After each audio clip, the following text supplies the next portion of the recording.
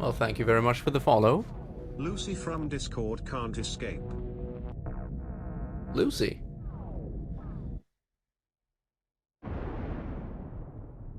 Well, that's a nice name.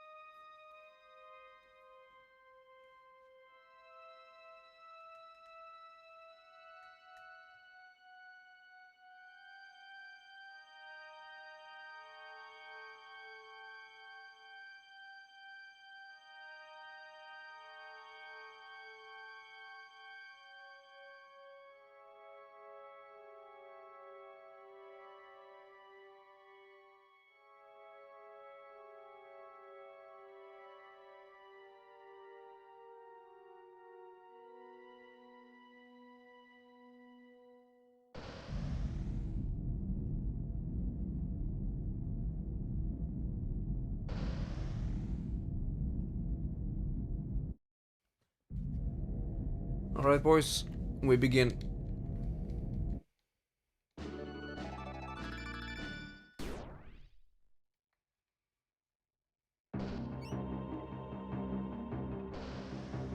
This does not look good. Kinda does. They do 0 damage.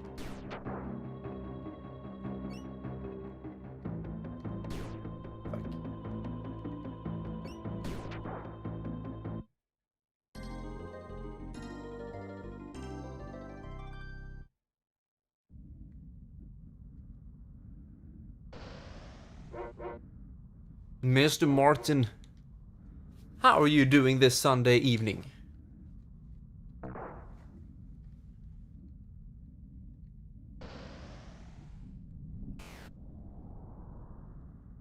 Well, that's good. Yeah, me too. It's all fine. I was excited to see that there is a new randomizer for this game that I grew up with. So we're gonna try it out. It will be fun.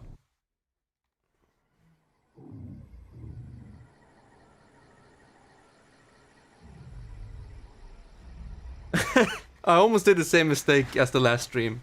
I almost said Mr. Emily, because that's what I say to every like viewer. Mr. Martin, Mr. Daniel. And then like, oh yeah, females exist. I mean, nerdy females exist in this world. That was like a... Yeah, I know. That was just an urban legend for me growing up. There were so few nerdy people, you know, around me growing up in my hometown. And the few that were of course male. I mean, I'm not trying to be sexist, that's just how it was. There were very, very few like nerdy gaming girls, you know. Oh, times have changed. Now all of them play Roblox and shit like that. And Among Us? Yeah, it's perfectly fine, Emily. I know you by this point. You know that highlight where you commented, "Let me lurk in peace"? I mean, that's what I'm going with.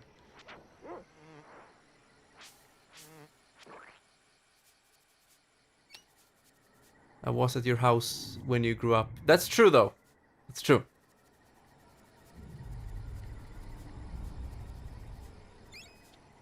I have nothing to say against that.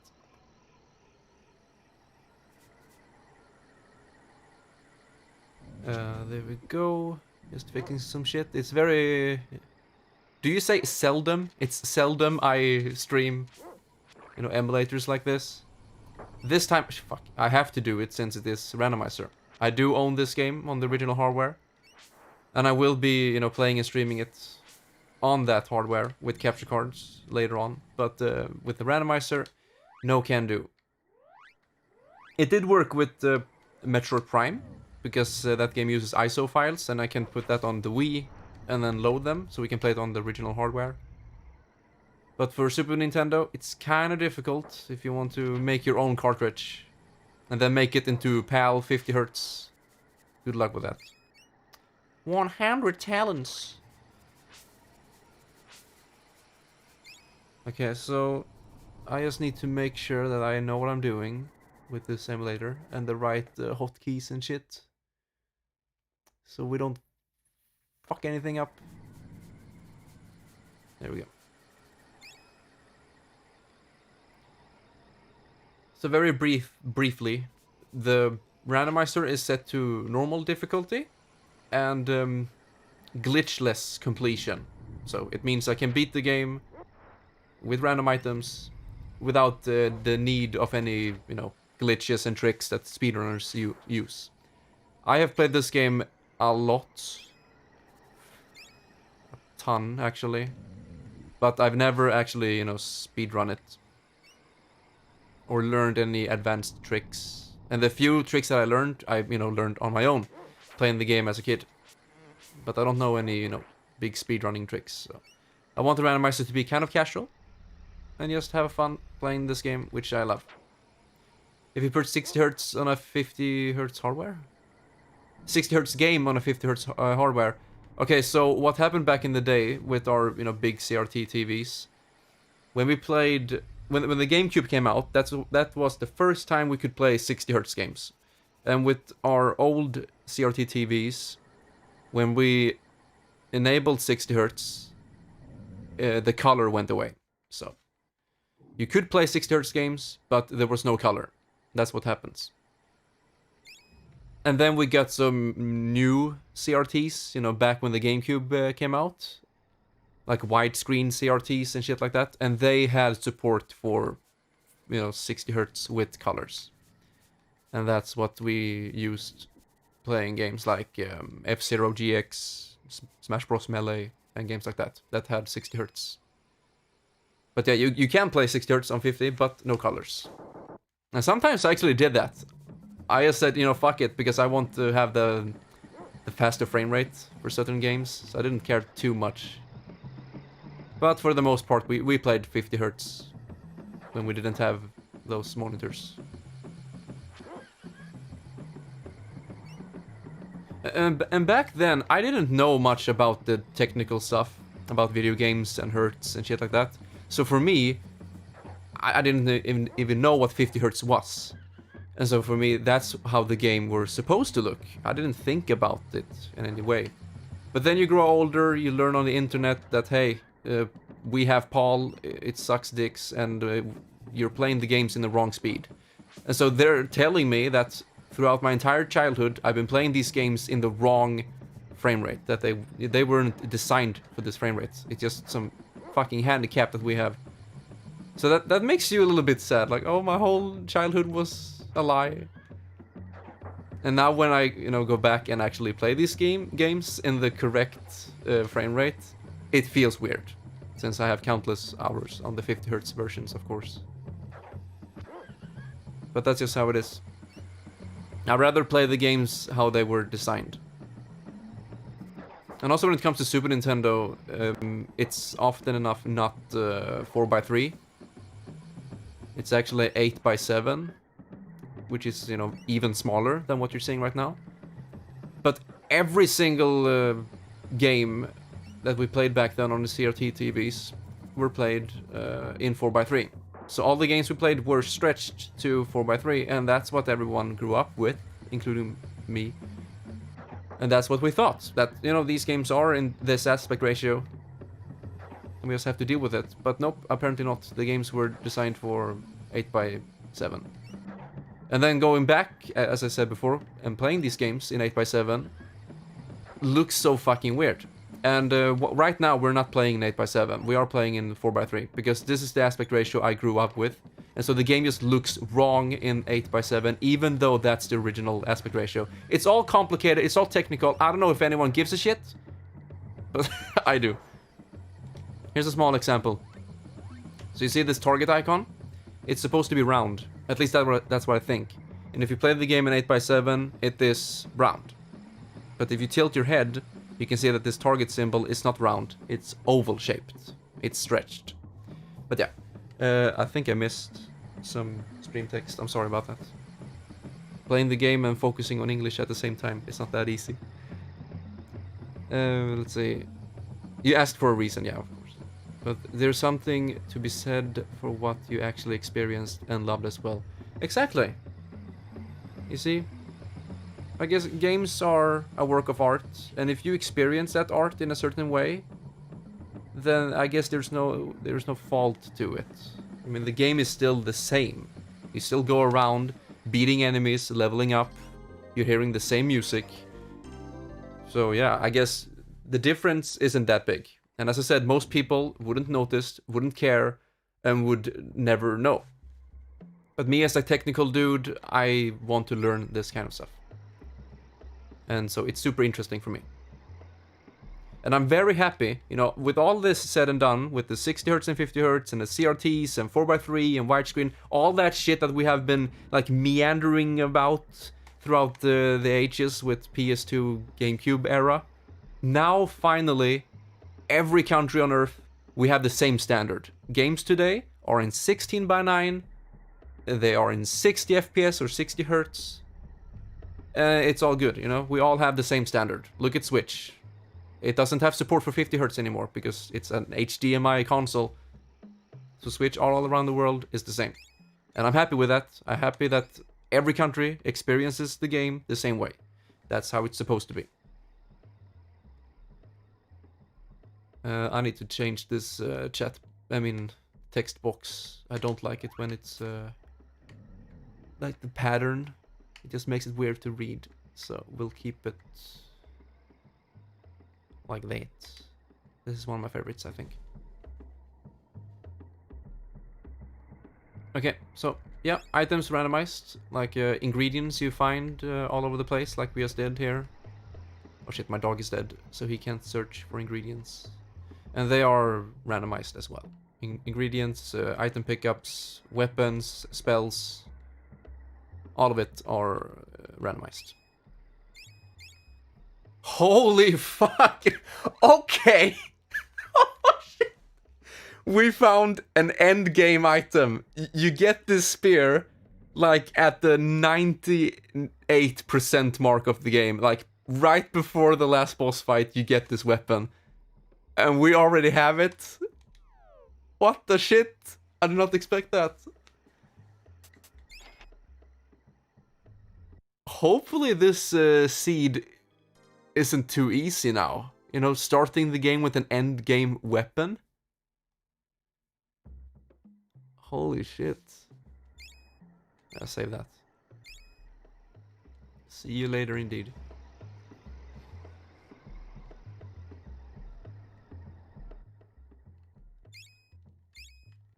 So I guess we have to look at all the items we can find so we don't miss any important key items for the most part.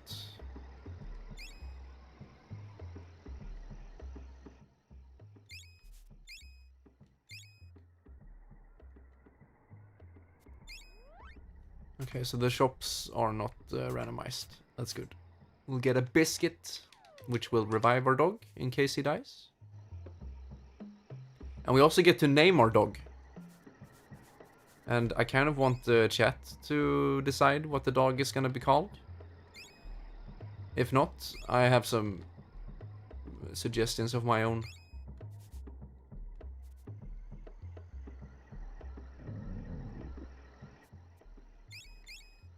Holy shit, a call beat already. Grace Vest, how nice. Bada bam. So for those of you who don't know, this game, I played it when I was 4 years old, first time. And it was my very first RPG game. I had never experienced, I didn't even know what an RPG was. I mean, for me back in the day, I just played games and just took it as they came. And this was the first game that dealt with, you know, equipment, currency, stats, levels, spells, you know, typical RPG stuff. I had no idea what it was. I played this game, I was like, what is going on? I barely knew English. Atlas Medallion. So this game made a huge impression on me. Like, holy crap, games can be number-based? You don't just jump on Goombas and you shoot fireballs on fucking Bowser? No.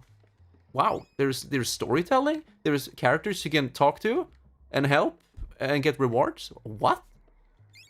So it's this game was a real eye opener for me. We get better armor. That you knew the percentage of the top of your head.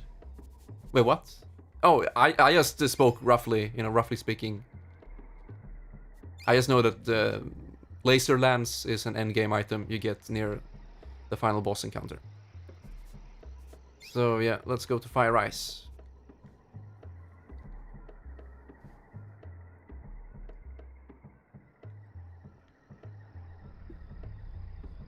So, to explain the story in a very simple fashion, this world, Evermore, is an experiment. And these people, like the guy we're playing as, and this character Fire Ice in front of us, who's actually named Elizabeth, they are from the real world, And we entered this Evermore experiment world by mistake. And now we're trying to get out. Okay, so what is the dog's name, boys? Pog? should I call the dog Pog? Martin, was that what you wanted? Is that what you said? Is that why you said Pog? Maybe. My go-to name these days is actually Al Borland, and that's a reference to Home Improvement, a sitcom I grew up with. And the whole joke is that Al Borland is the worst assistant ever, and you make fun of him, in a sense. And so this dog is kind of your assistant in this game. It's an AI that follows you and helps you out, so it's an assistant, that's why I named it Al Borland. Okay, Pog. Can we name him Poggers? Pogger? Poggers. Let's go Poggers. It sounds more like a name. Poggers, that's original. We're not really sure where here is, to tell you the truth. You're on Evermore, in my prehistoric village. I'm the leader.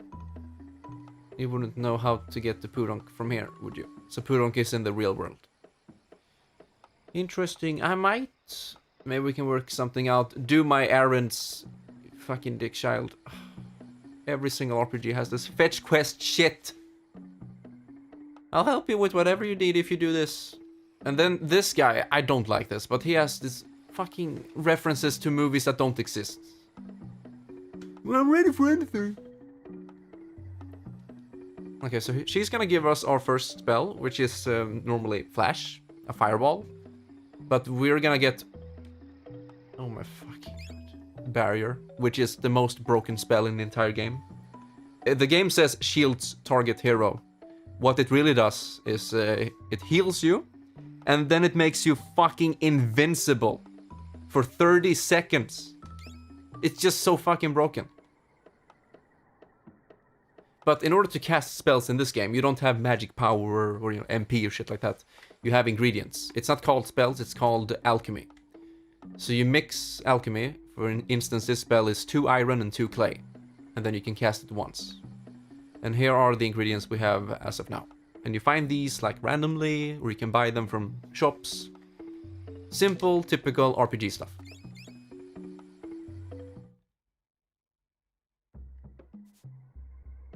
Alrighty, let's go. Find that dude. Let's see if I can do this.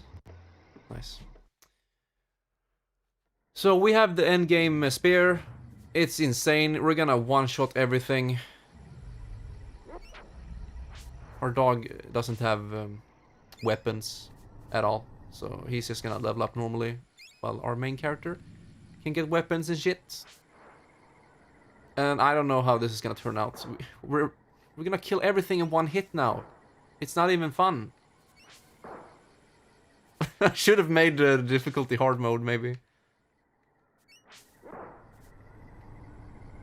So this is a typical grinding spot. And this is where, of course, I was first introduced to what farming and grinding is. I mean, of course, back then I didn't call it, I'm gonna grind these enemies and level up. we just said, you know, level up. But with today's gaming terms, it's called, you know, grinding and farming. And if you don't know, farming is when you kill enemies to get items. We don't have to necessarily kill enemies. Farming is getting items by doing like the same process over and over. And grinding is killing enemies over and over to either, you know, get stuff or higher level. Dry ice, how nice. I'm looking for a whirlpool right there.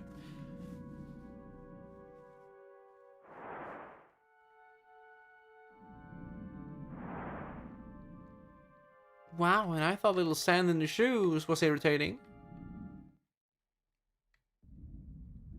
Okay, so this guy is cool. Because he gives us the Jaguar ring. Hopefully, if it's not randomized. The Jaguar tooth ring. We can run with it. So we just need to buy some shit first. We'll get some pedals. And we get the Jaguar ring. That's nice. So now we can run. Yay. Like this. It looks stupid, but you have the energy meter down in the left corner. It goes up to 100%. And then you can run like this. And then it goes up again and you can run. But the fastest way is to just spam run like this. And so you can run kind of indefinitely. But you have low energy all the time. It looks stupid. And that's because of this.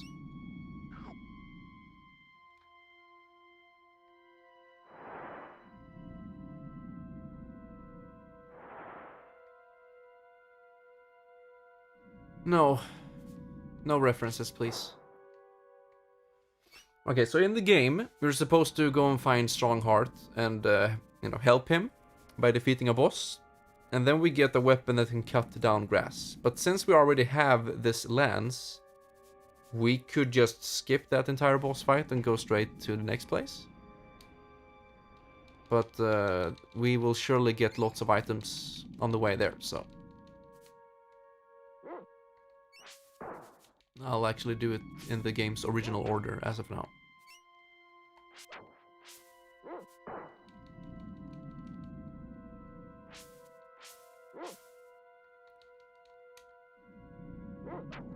See, the dog can't get sucked into the whirlpool.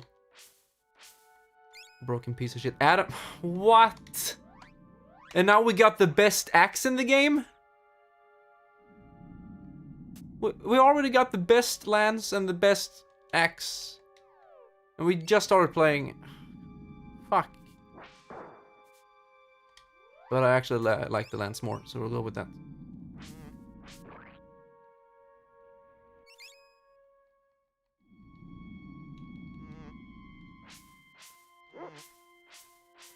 Fuck.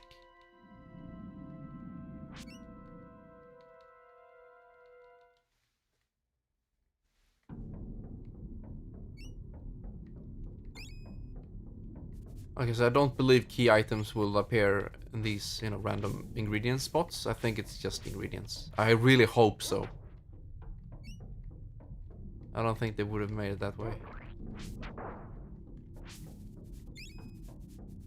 But the chests, of course, we need to get those.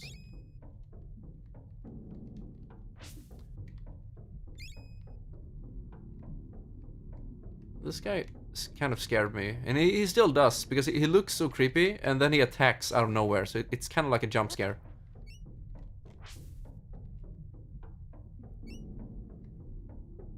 Dude. Yeah.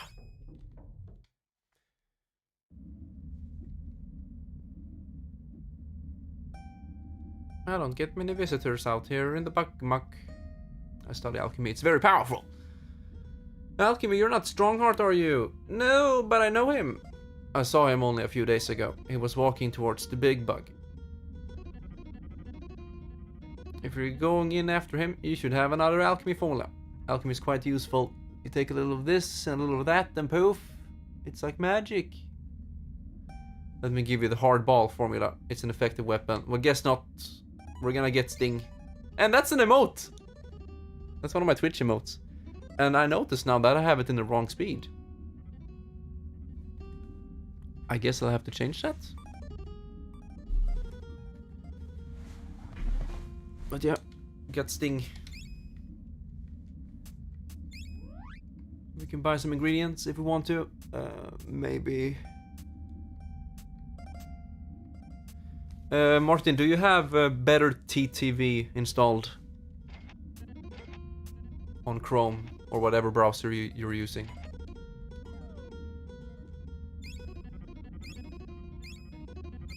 Okay, so do you have the emote menu enabled?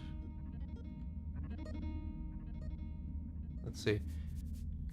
I don't know if I'll have to show it on the stream, but if you press on your icon, or click on your icon in the top right corner, and then at the bottom of that list, you can see better TTV settings. And in those settings, there is an option for emote menu. So please enable that. And you should find it.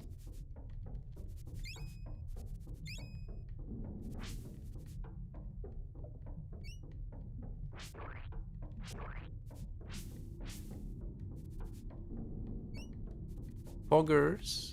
Any items? You good boy. Fuck. Look at this guy. He can find anything.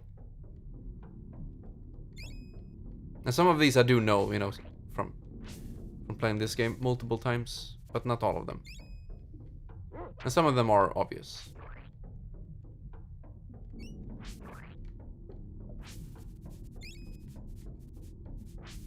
I always found these bushes interesting. It's like they're glowing. Why though? Shit. Dude.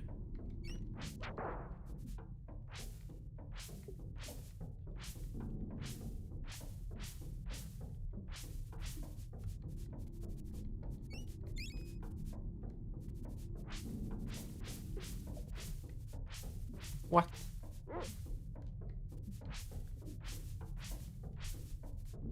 Huh. Never mind then. And we would like to kill at least 100 enemies with this spear, because then you can level it up. And when you level up a weapon, you can do, you know, more moves and attacks with it. Specifically range with the lance, of course. So that would be nice.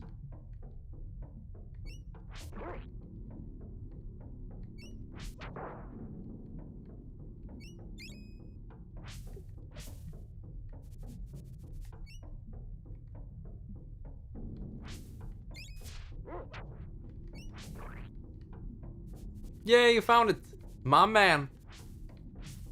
Yeah, so if you compare the emote on Twitch to the one in the game, I should have made it a lot faster. But I don't know if that's annoying. You know, if it is that fast in Twitch chat, isn't that like annoying? I kind of like the more. No, it looks more like a bird when it's that slow. A bee doesn't flap its wings like that. So I don't know. Should I change it? Yeah, it should go faster. It definitely should. A bee doesn't flap its wings that slow. I'll have it fixed for another stream. Yeah, most likely I'll have it to go, you know, in 30 FPS. So yeah, I guess every other frame. No, I would say 2 frames per animation, or frame. 2 animations.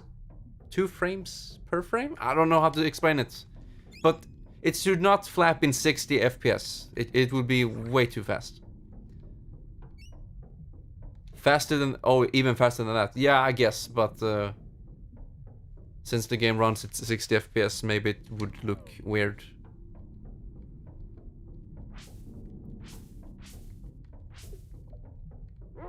This fucking guy.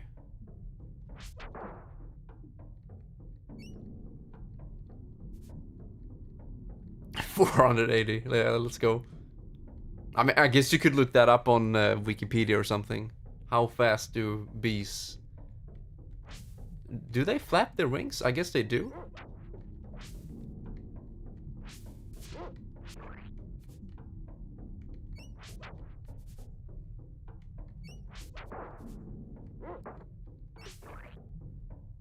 Okay, so this place right here is like a maze. If you take the wrong way, it like breaks apart and you can't continue. And then you have to take this slide all the way down. Woo! But of course, Mr. Creamsy knows the way. So we'll just head right through it. In before I actually forget. Whoa, he didn't die in one hit?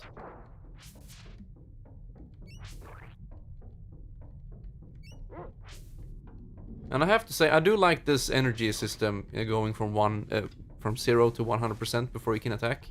And the enemies have that system as well, it's just that you can't see it.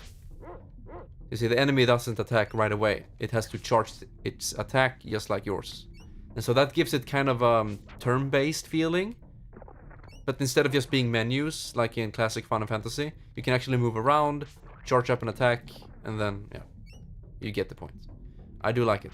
Action RPG, really, really good. And then comes Kingdom Hearts, when you can just wail all the time.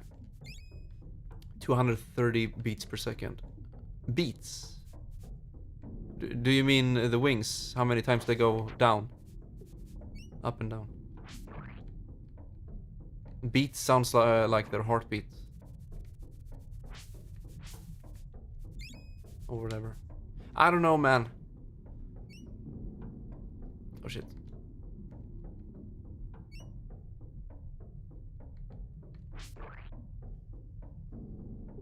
Do you say that? They beat their wings? Huh. Sounds weird.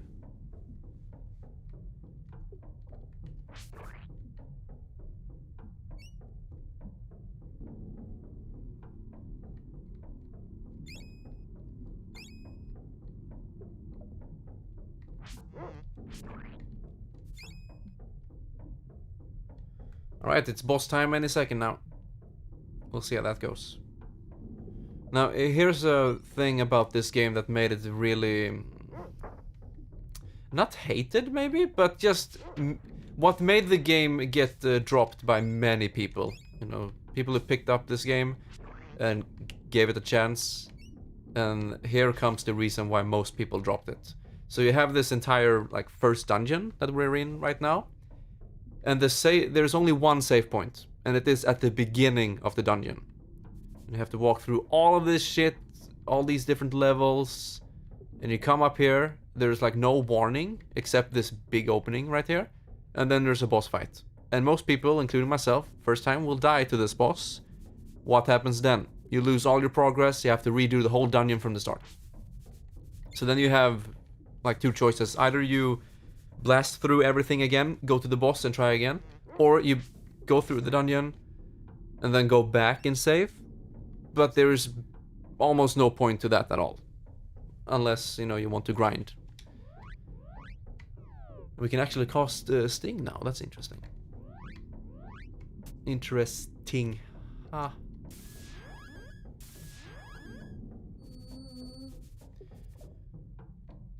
And even the lead program designer or whatever said in an interview that one of their worst mistakes was not adding a save point right here or something outside of the boss room. It just made the game super irritating because it's not an easy game, you know, for first timer. And so having it so difficult, you know, the first boss battle, having it so difficult and no save point before, really bad game design. People hated it and went back to Secret of Mana instead. That's just how it was.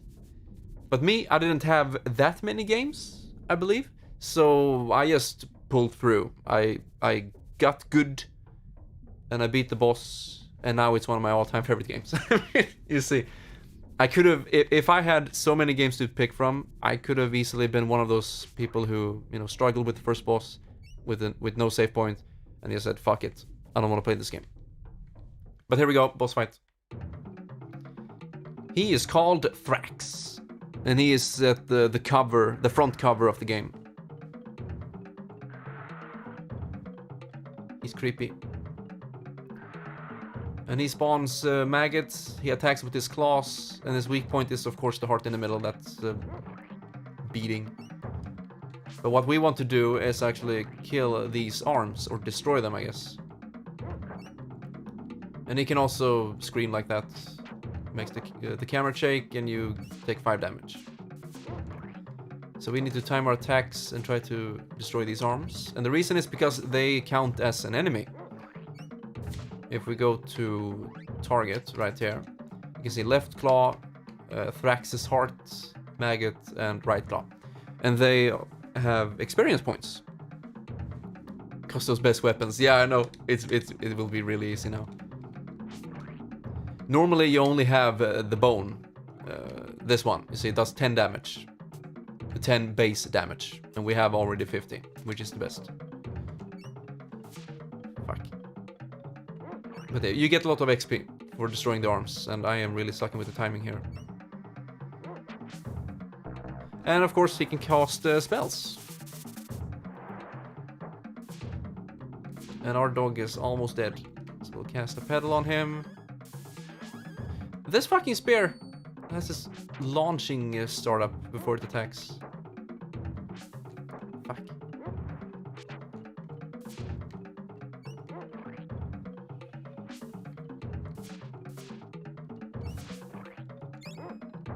One talon, okay. And talon is the currency here in the prehistoric village or whatever. Fuck's sake. Doesn't help that we have these fucking ads destroying my pace.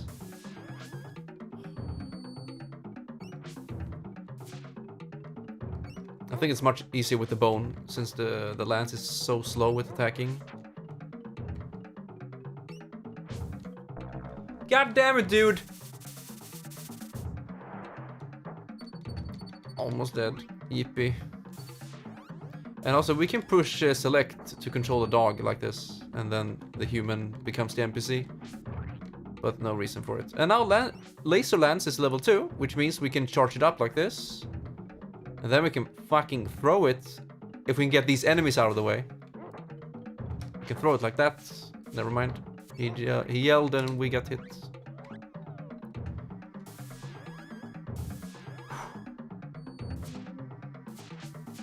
And this boss fight is actually a good place to level up your weapons. As I said before, you kill 100 enemies and you level up a weapon. And since the boss spawns infinitely of these maggots, we can just level it up here. I kind of should actually, but it will make the game really, really easy if we level up the spear too much right now.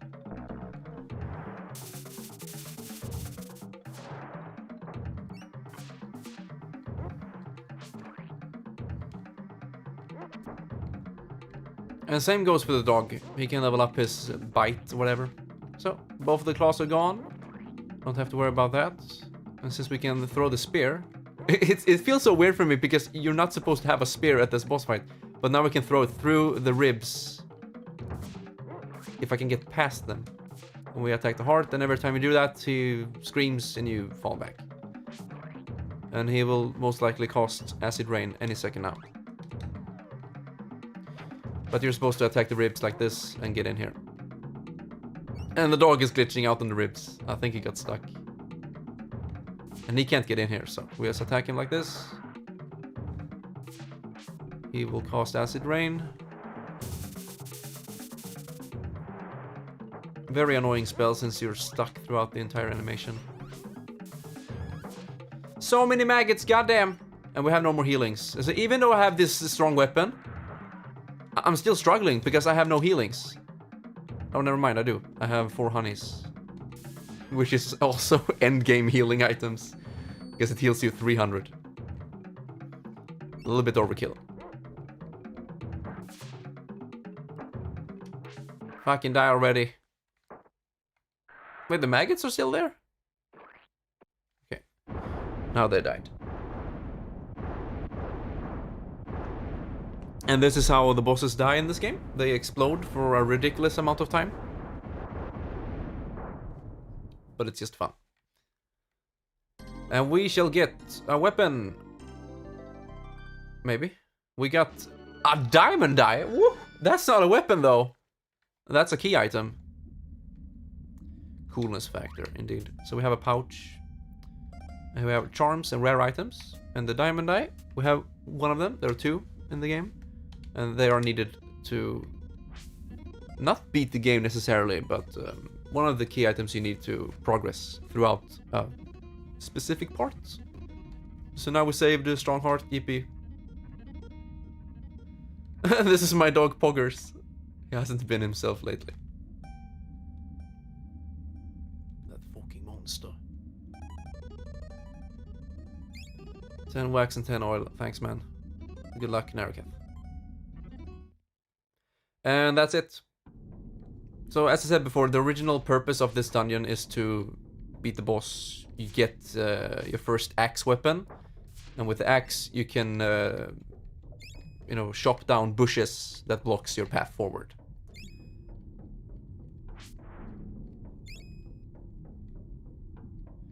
So in a sense, it's kind of like Metroid in that sense, that you get new power-ups or weapons, so you can get past you know, obstacles.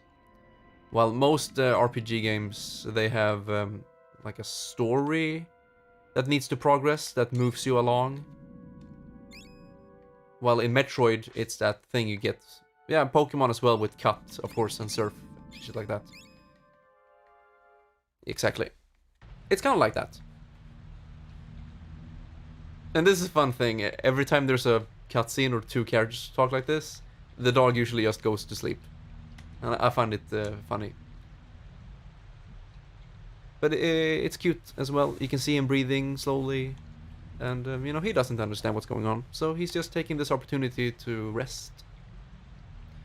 And, okay, so this guy is supposed to give us Acid Rain, the spell that boss used on us, but instead we get a random spell, of course, which is speed. Increases our agility. That's nice. And you can equip up to 9 spells in total. So for, you know, for now there's no reason not to equip them. But then you have to manage which spells do you want to keep with you or not. And then you can also level up your spells by using them. Okay, so this guy sells some other ingredients. We should get some of it since we have lots of money now. Just keep a even amount on everything, just for safety reasons. Because I don't know what spells we're gonna get, so I can't plan ahead. There we go. And this is something I don't understand. You see down there to the left, you have 4 icons, colorful icons. The first one is Talon, which is, you know, their currencies. But I don't like that the game spoils from the beginning that there are 3 other currencies. And also that it kind of spoils that there are only 4 different places in this world that has 4 different currencies. I just don't like it. I mean, for me, it doesn't matter that much since I know the game inside and out. But for newcomers, it's like, wow, why would they do that? It just makes me question their game design. You don't spoil future content in your game. And it can't be that hard to program, you know, to hide it. So I don't know if it was intentional or not. Like, how does this guy, who just came here, and is trying to learn what's going on, how does he know that there are 4 currencies? I don't know. And maybe he doesn't know, it's just a fourth wall thing. So we don't need to grind anything at all. We're in a very good level. We have level 2 spare. We should be fine throughout most of the game, actually. It shouldn't be that hard. Let's go and talk to Fire Eyes. Why not?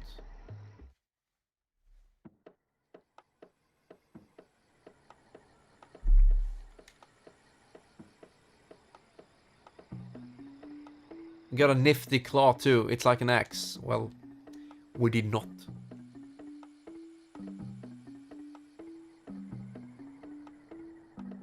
You see, as soon as we help her with something, something else comes up and she can't help us. It's so stupid.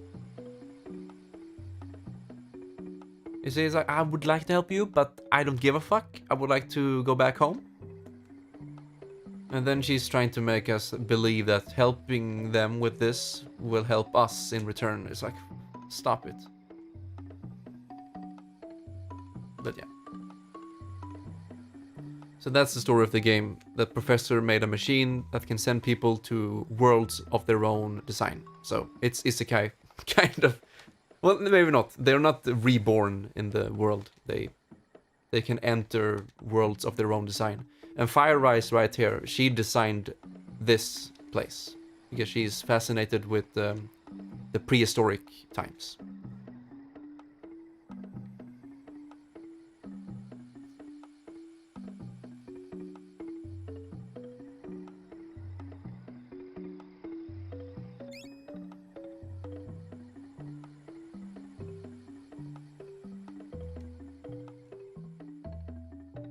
How can a girl help a couple of adventurers like us? Let me show you why they call me Fire Eyes. Sure thing, let's go.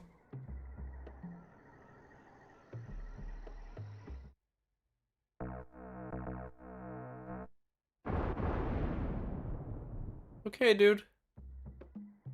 Ooh, badass. Mushroom. So we have call beads, which we can use to, you know, call Fire Eyes, and she can cast her own set of spells. Cool.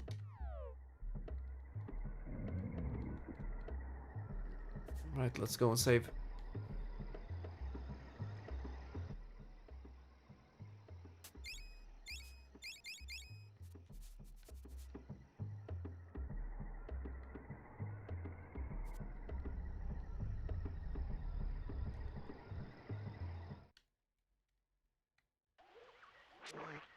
This place is so weird. Because the music slash ambience, it's like 3 seconds long. Maybe 5 seconds, and it just loops. Fucking bird to the left. Yeah, I guess there would be similarities because of, you know, they're both Super Nintendo games.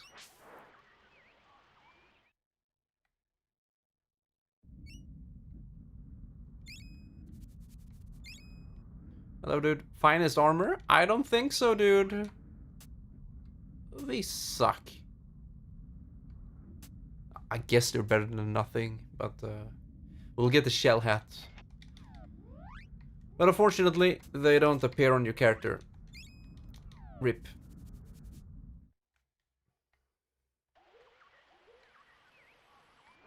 Ha! I guess these flowers can eat up your characters and eat them. I mean, chew on them. And they are called corny flowers.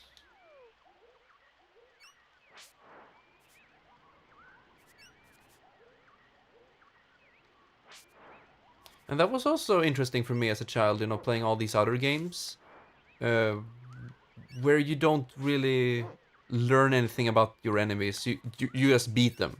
You know, in a shoot 'em up or whatever game. You see your enemies, you defeat them. And they don't normally have a name that's apparent inside the game.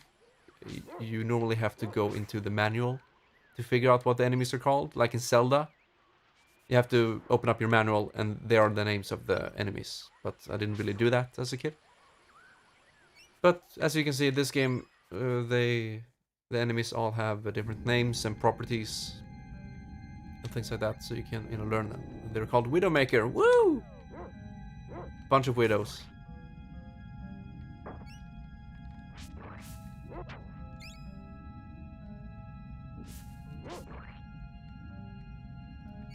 And this is the Mammoth Graveyard. And unfortunately, it is a very, very short place. And it makes me wonder, is this one of those places in the game that got cut short? Because this game, unfortunately, has a lot of flaws. And one of the biggest flaws is that the game was kind of rushed. And so they didn't have time to finish most areas. Specifically, the last act of the game is super short, and they had plans, you know, many plans and ideas for the last place in the game, but it had to be cut short. And this is, yeah, I know, Martin, that's cool. It's really cool. But yeah, this place is really short, so it's one of those rushed. The Mammoth Graveyard. And it's sad, because the music you're hearing right now only plays in this location. It's a unique music track for this place. And It's really good. I mean, good Super Nintendo music right here.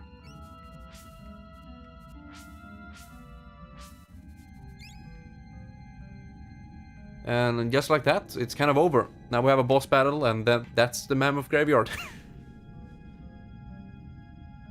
Trespass in our bone land. Prepare to join the mammoths. Okay, fam. And here's a weird thing with these enemies. They're called vipers, yeah? Or just viper. And if you go over here, they can't attack you. They didn't program them to get over here. They get stuck. So as long as you stand here, they can't hurt you. They can't go past this point right here. You see? They just stand in place. So here's an example of all the shortcomings of this game. Yeah, I can stand here and throw my spear. But right now I don't want to do that because my dog is dead. And he won't get any experience if he's dead.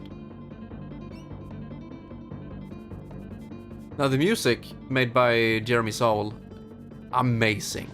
I mean, this track you're hearing right now, the boss battle, really good boss battle music. But yeah, here you can see some of the shortcomings, as I said.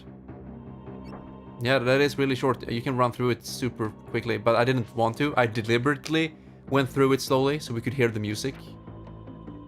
Now, I think most people know this. I hope they do. But Evermore has one of my favorite music tracks of all time. And you can hear it right now.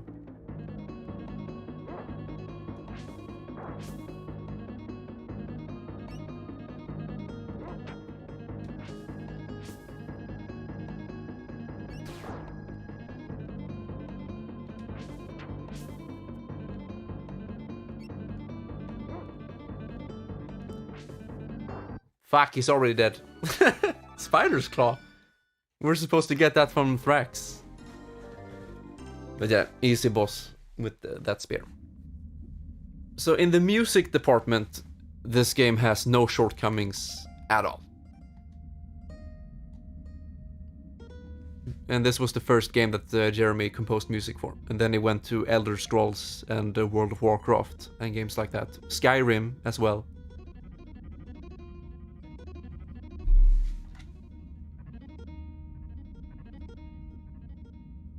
I don't know if he composed all the music for Skyrim. Probably not. Yeah, I have been thinking, for a long time to make rearrangements or covers of Evermore music. And not just Evermore, also Super Soccer, that football game. Really good music in that game, and it is in the rock formula. So it would be very cool to make some metal covers or rock and roll covers of that. Now we got Crush formula. And that's one of the best magics in the game. Interesting. And they also randomized the ingredients you need. I didn't notice that until now. Because Crush normally requires limestone and wax. But now it's root and water. So that's super interesting. I don't know if I like that they randomized the ingredients needed for the formulas. I hope you can tweak that. I didn't tweak many settings at all, actually, for this first playthrough. But for my other, randomizer playthroughs of this game, I'll tweak some settings, maybe make it harder. Maybe it will require some glitches here and there. Yeah, this track right there that you heard on real guitar, that would be cool. But yeah, we got the Spider's Claw, which is just 15 damage. We don't need that shit. We got the Laser Lance.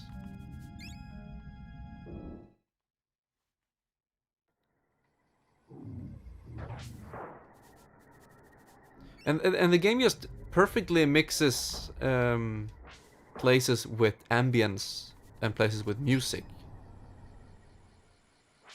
So this place right here has ambience, and it's just a nice break from the music and the rumbling bass sounds of the Mammoth Graveyard and the caverns, as you can see here or here. It has this low bass rumbling all the time. It depends on what, audio hardware you're using right now, headphones or speakers. And then outside, it's very nice.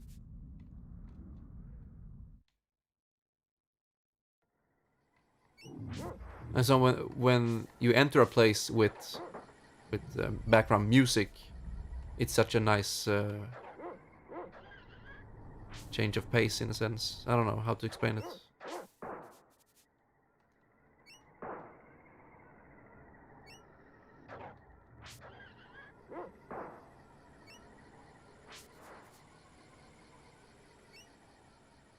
Okay, so far I haven't done any sequence breaks, so to say. I've been playing the game in the exact order that it's designed in, because I'm doing that on muscle memory. But I would like to try to do something different and see how I adapt.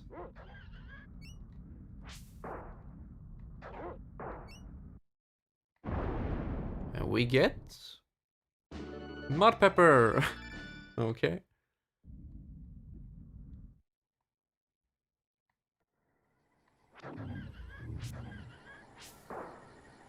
I like that the raptors just explode. Some enemies, you know, crumble, like, yeah, the cornflowers. And the spiders, they, like, splat. It makes sense, but the fucking raptors, they just explode.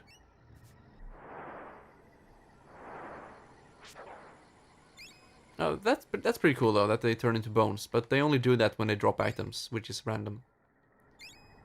Amulet of Annihilation, that's good.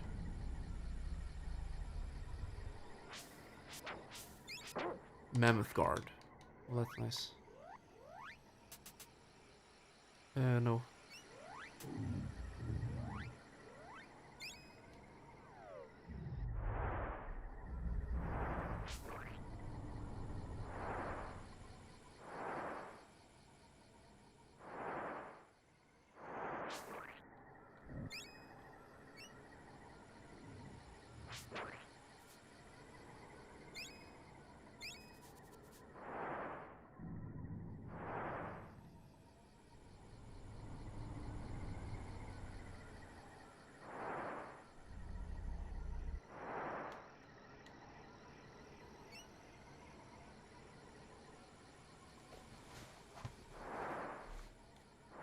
Alright, we're gonna head up on top of a volcano where a guy is making green stew.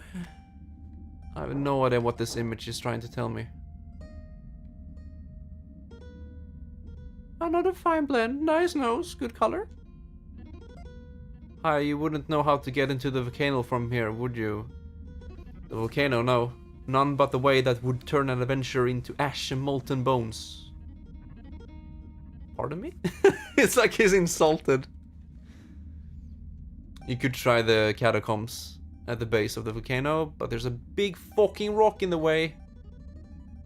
Levitation, that's a good solution. You can lift rocks and other heavy objects by using the levitate formula. And he gives us fucking firepower. So I'm wondering right now, how are we gonna get the levitate formula if it's randomized?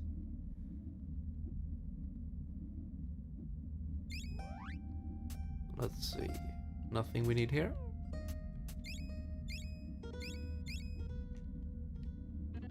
Well, this place is cool.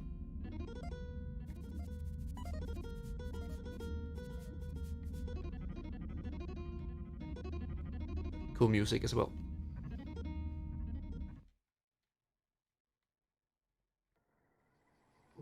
Okay, so we can either head into the swamp, fight a boss, and hopefully get something good.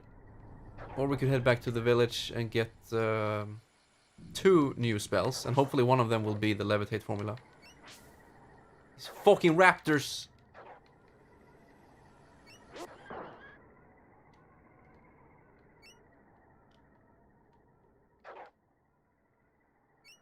I'll head back quickly. So now you can see how short the Mammoth Graveyard is if I just run through it like this in the speedrun fashion.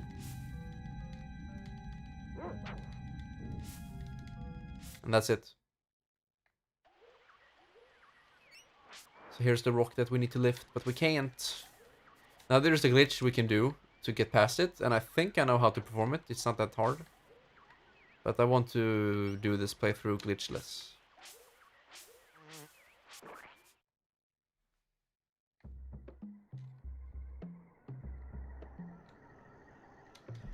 Let's see, there should be a spell to the left here.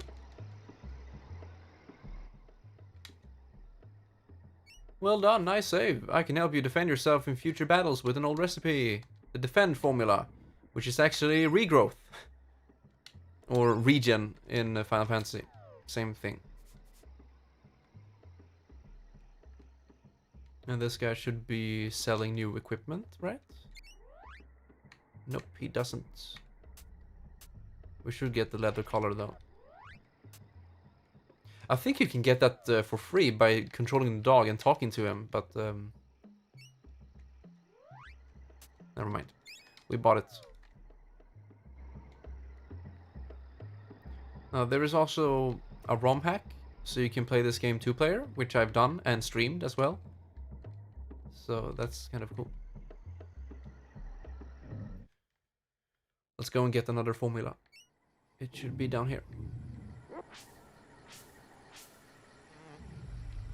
Yeah, one player can play the dog. And then you can just press select and you switch places. Which me and another friend did.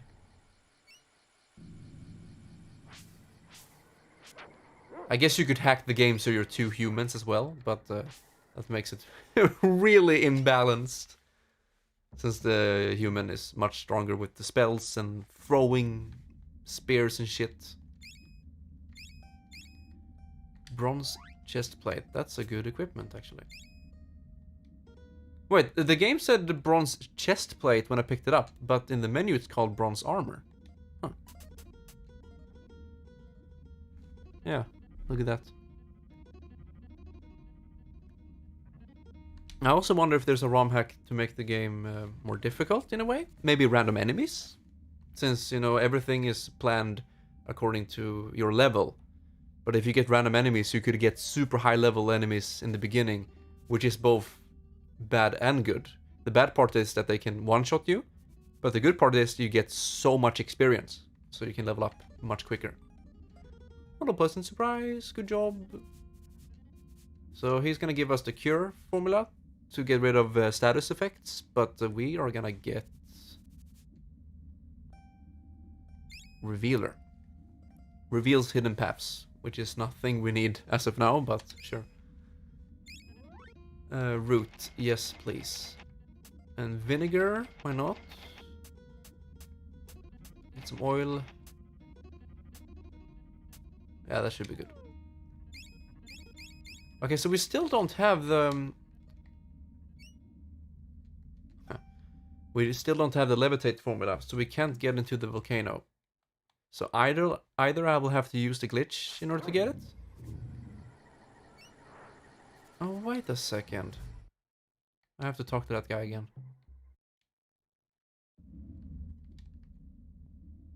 Never mind. Yeah, we'll head to the swamp area. And beat the boss. We should be pretty close to level 3 spear, I believe. Let's see, weapon skill. Yeah, we're halfway to level 3. Just 47 enemies. 46.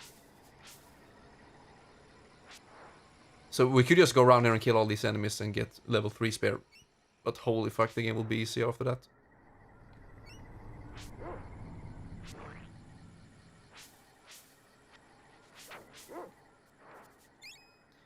For the next playthrough, I will definitely pick hard difficulty.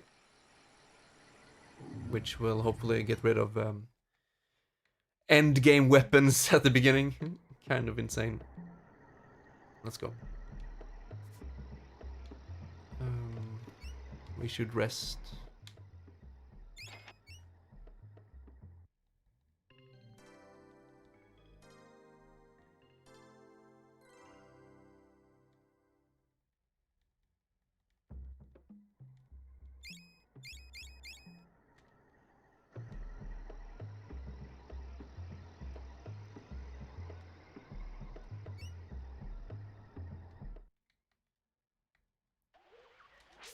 I'm just gonna try the glitch and see if I can get it to work. So we are supposed to, let's see, We can make the dog stand in place by holding R, which will make him sniff. And then he will not go after us until we release it, like this. But as long as we're holding it, he will be down there. And that will work in our favor. So what we're gonna do now is to press select so the camera goes to the dog. And while the camera is over there, this rock will be unloaded. And then we can switch back to the human and run straight up, hopefully. Something like that, but I don't know the timing. We'll use that as a last resort, I guess. Shit.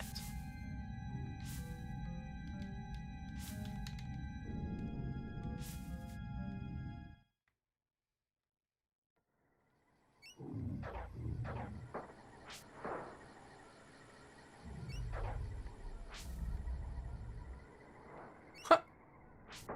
Looks so cute.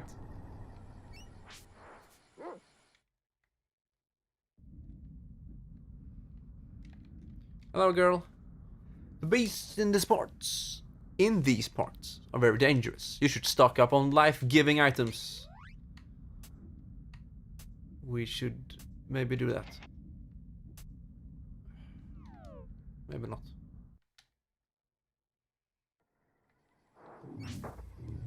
Silly dog.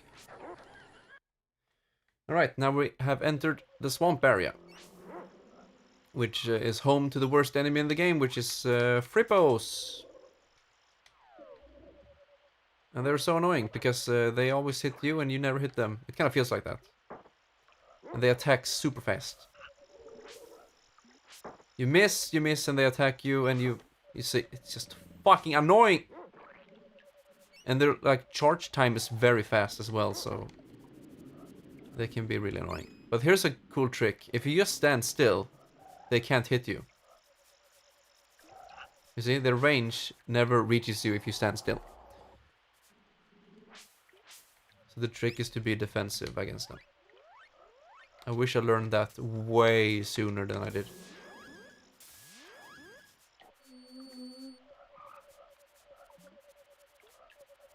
So I guess you could call it a whiff punish.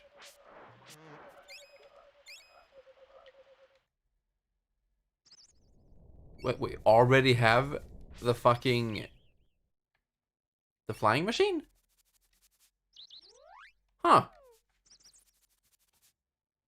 Okay, so with this we can go into another area of the game, but do we want that though?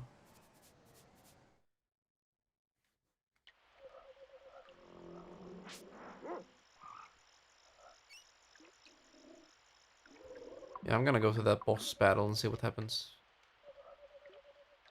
And there are some more chests here that we need to open up.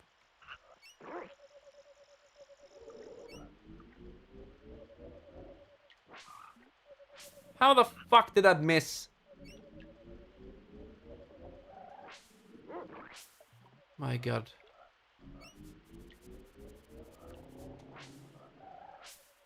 Are you seeing this?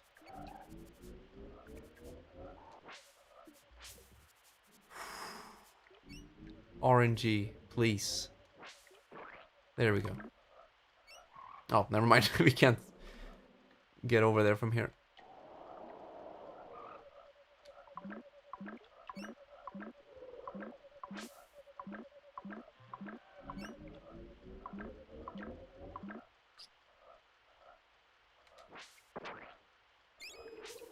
Ethanol? Huh.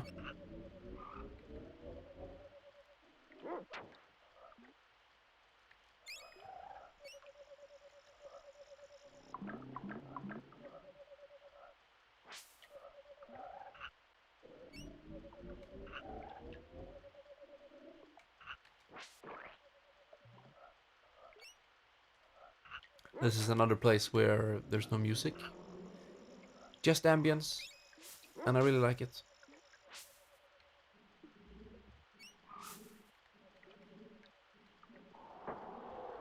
I mean, you can tell they actually tried a lot with this game. I mean, there are so many details. It looks good. Herbal essence. There we go. I mean, look at this. All the sprite work and the animations. Like some of these places, they really feel finished. The swamp area is one of those areas. It doesn't feel rushed at all. It's pretty big, open-ended, multiple ways to go.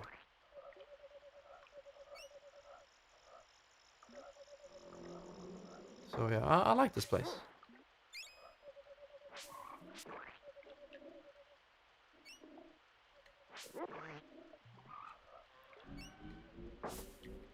No.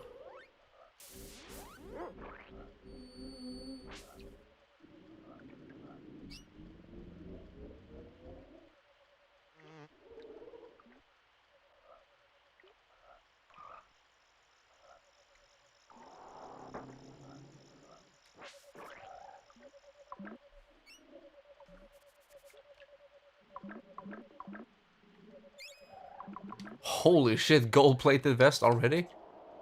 Okay, so far we have had these three. 3 extra defense, 7, 12, and now we have fucking 55 extra defense. What even is this? We have 70 plus attack and defense already in the first act of the game. Oh. Let's see if he can... Yeah, so he does 0 damage. Look at that shit! So fucking broken, dude. It's not even fun anymore. You still get, you know, hit stun, but they do no damage. So that the gold-plated vest, you get that in the 3rd act of the game, and there are 4 acts in total.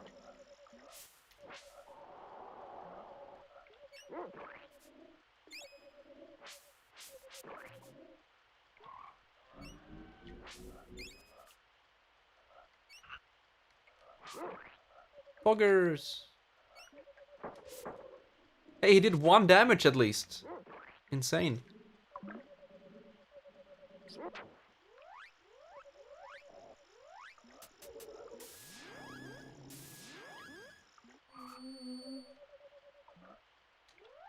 Let's see. We still haven't used any spells, so I guess I can show some of them.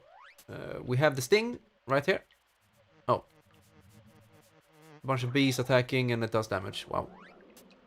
We have Crush on the Frippo right here. Big fucking fists. And all the enemies have different stats, you know, different magic defense and things like that. And the Mosquito, of course, has maybe minus in defense. That's why magic does so much damage to it. We have Firepower. Maybe not.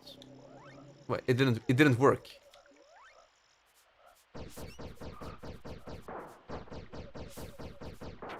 Oh, it got delayed. It got casted 2 times instead. I have no idea why. We have... Yeah, that's basically it.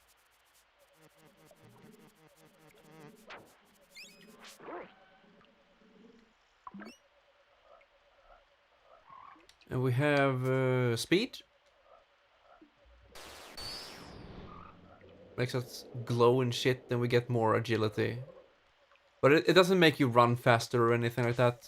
It only makes you dodge more. I believe that's the only stat we have is evade percent. So 53% chance of evading attacks right now. Like that.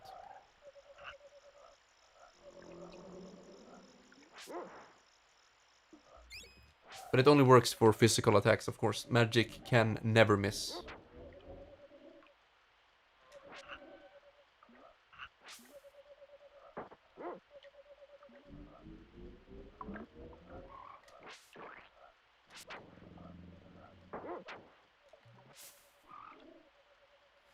Yeah, this is gonna be super easy. We have defense, we have attack power. Look at that shit. What is that?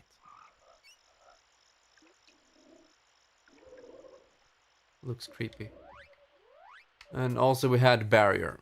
I mean, we have barrier, which makes us invincible. It's just so broken.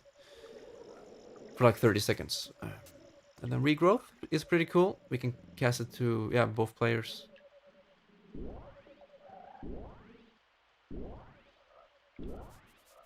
And now we're healing over time. 1 HP per second, I guess. It even works on the cutscenes or text boxes. Okay, here's the second real boss fight in the game. It's Salabog. And he is the second reason why people quit this game. He is not balanced whatsoever. If you play this game normally, and you get to this point, and same thing as Thrax, there are no save points before the boss fight, and you're stuck in here until he kills you or you kill him. And this boss fight is much more difficult than the Thrax boss fight. So they did the same exact mistake 2 times in a row. This boss, at least on the PAL version, has 2000 HP. It's insane for a second boss fight. It's actually more health than what some of the later bosses have. So they just flat out failed in the balance department. And if you don't have a ranged weapon like I have with the spear, you can barely reach him with your normal attacks. And see, he does 15 damage even though I have that gold plate, whatever.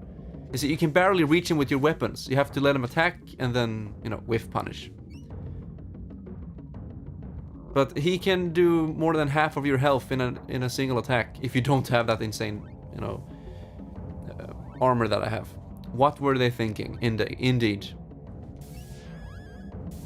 I remember so much struggle against this boss as a kid. I mean, holy fuck, I struggled for many, many hours in total. So my way of beating this game was to get the spear, which you can get before this boss fight, level up the spear to at least level 2, which I have, and then throw the spear like that. So you're in no harm of, you know, getting hit by him. You only have to deal with the will-o-wisps, these 3. If you kill one of them, another one will respawn as soon as Salabog re-enters. You see, he goes down every time he takes damage, doesn't matter how little. And then when he comes up, he spawns new will-o-wisps. And that's basically the boss fight. Fortunately, he does not have any spells whatsoever. He only attacks and summons will-o-wisps. But the crazy fact that he has like 2000 HP and you do maybe 20 damage in one attack. That one doesn't count because I have the super spear. I'm speaking in terms of normal gameplay. So if I attack him like this, yeah, you see. All in all, extremely hard boss battle for a first timer. No save point before, no checkpoint. It's just a big middle finger.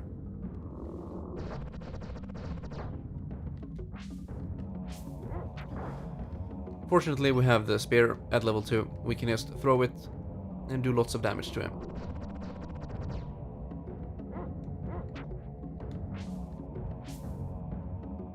And what's weird to me is that other boss battles later on in the game, they have, you know, much better balance in terms of, you know, health, and there's a save point before most bosses in this game.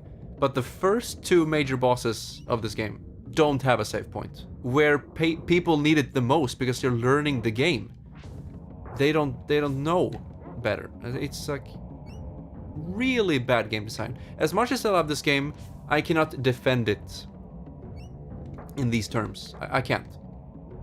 I am also one of those people who criticize this game for really bad game design at certain parts.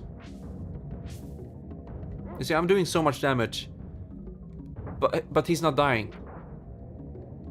Just imagine how long you will have to do this when you do maybe 30 damage per throw or per hit.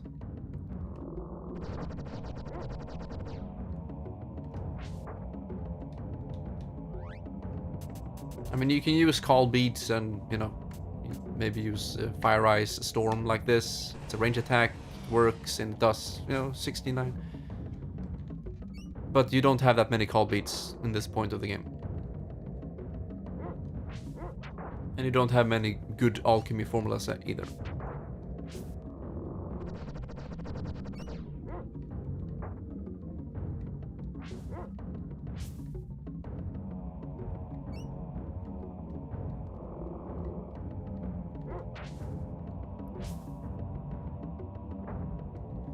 I'm just wondering, when they made this game and they playtested it from the beginning, didn't they get to this boss fight and figure, maybe 2000 HP is a little bit too much? I mean, god fucking damn, did they think it was so fun to run around dodging the flames, throwing the spear multiple times, if you have it?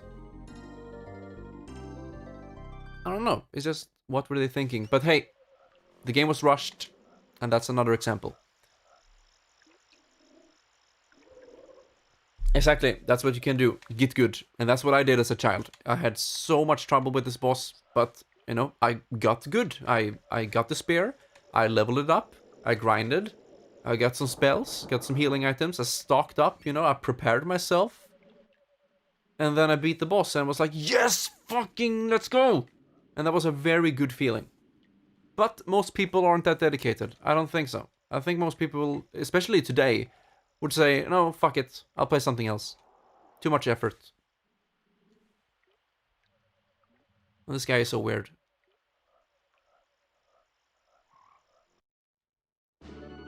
And you did all of this for a mud pepper. And you need the mud pepper to to cast the levitate spell in order to get into the volcano. But we don't have the levitate spell. I don't know what to do.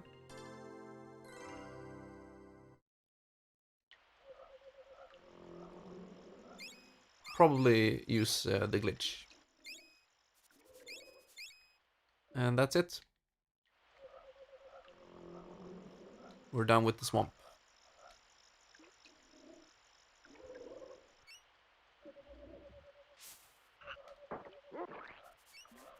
And, you know, it's so sad that the first act of this game is the most imbalanced and hard part of the game.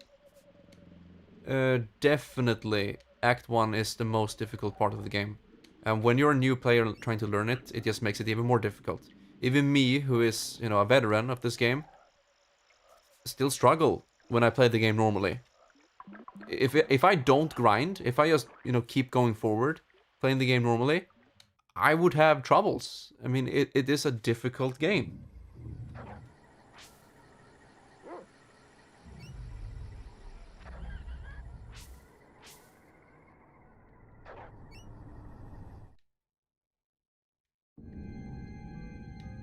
Let's see if we can get past that fucking stone. But yeah, what I'm trying to get at is that even though the first act is the hardest, the other acts, 2, 3, are really well done. I mean, they don't feel as rushed. They feel really balanced and thought out. And they are, you know, a joy to play. And if it gets too hard, there are multiple ways to make it easier. You have more spells, you have more weapons, you have charms and shit like that. There are many ways to get good and get stronger. In the first act, not so much. So the first and fourth act are the worst. The fourth act is cool, but it's super rushed, unfortunately. And the first act is just imbalanced and poorly designed. Which is sad. It's the most important act, of course. Every time I replay this game, only 13 tabs, nice. How many of them are artwork?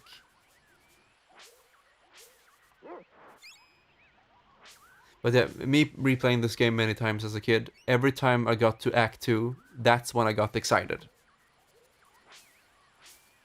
I just felt like Act 2 is where the game really begins. And it's also that jungle themes and graveyard, swamp isn't really my cup of tea. It's not that fun of a scenario.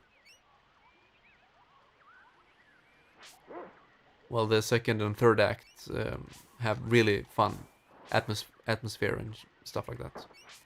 Especially the third. The third act is my favorite in the game, I believe. Super fun atmosphere. So let's see if I can perform this glitch. Maybe if I start over here. Oof.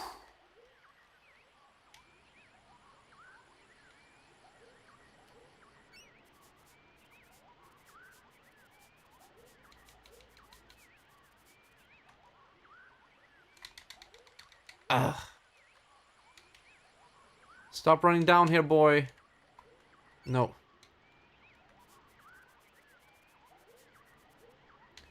We have to listen to this stupid ambience. God damn, it's so difficult. I have done it once, but the timing is strict. But hey, what we can do is, let's see, load our save state. We head back to the swamp.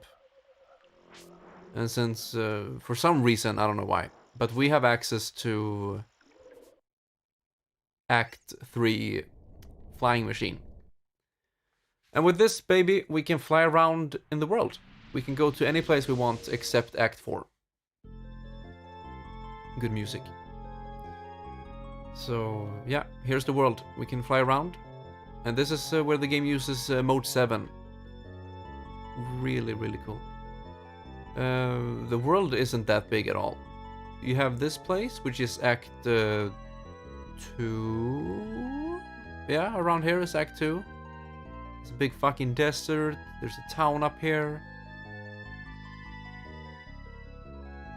Let's see, can you change the... There we go, the camera angle.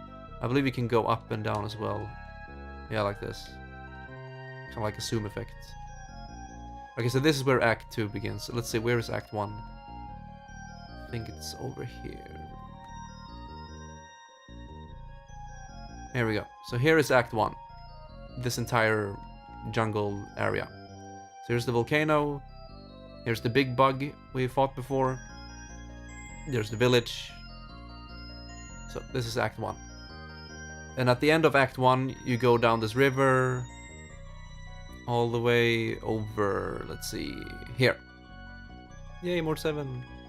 Exactly. So here is where Act 2 starts. And head up, you know, through the desert to the town.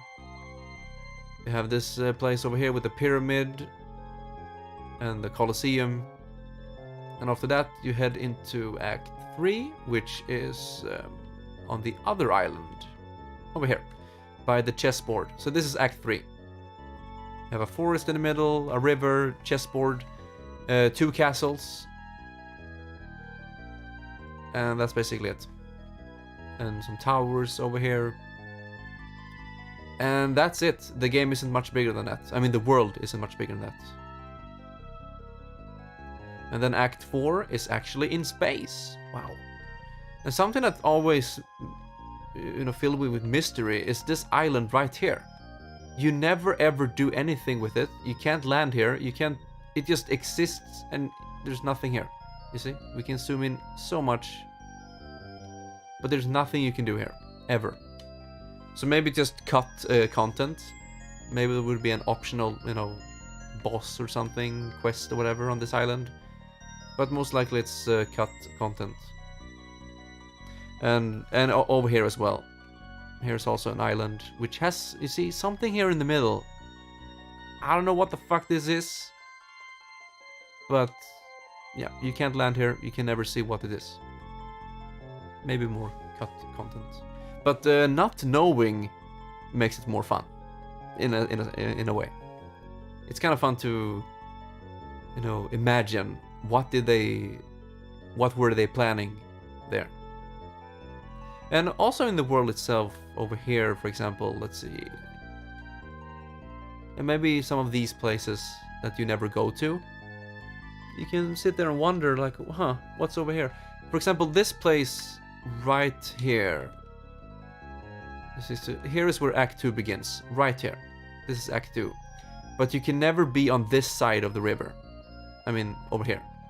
So like these 3 bulges or whatever they are. Like hills, something, house, I don't know. You can never go here. You can never see what this place is. But you can see where, you know, you are over here. So you can see these places at least. But yeah, enough dilly-dallying. Let's land in Act 2 and see what happens. You can land by those fireplaces. And the dog changes shape. Depending on which act you are on. So in Act 2, you have this type of dog. He's cool.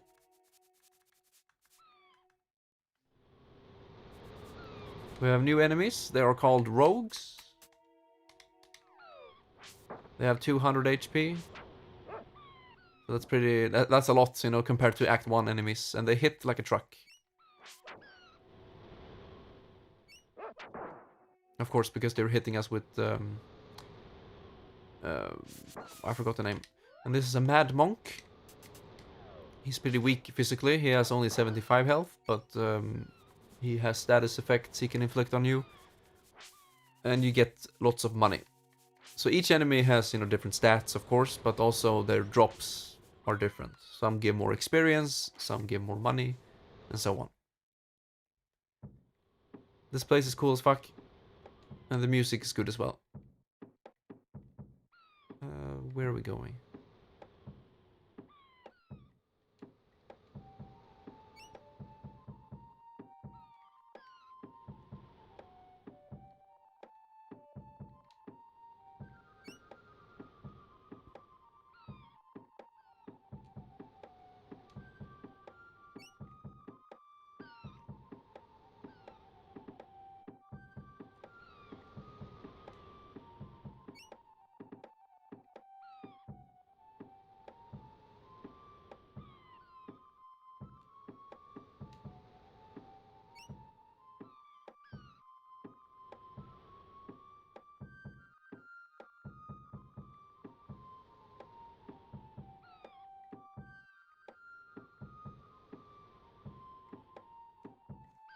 Such a good melody.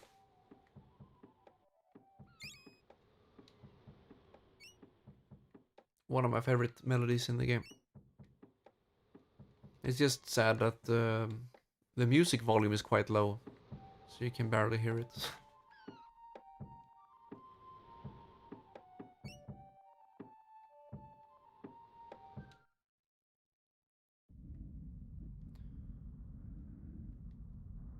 We would like to... Okay, so in Act 2 you are using jewels as currency. So we need to exchange money. We get 1 jewel for every 2 talents, so... We have barely 1000 jewels right now.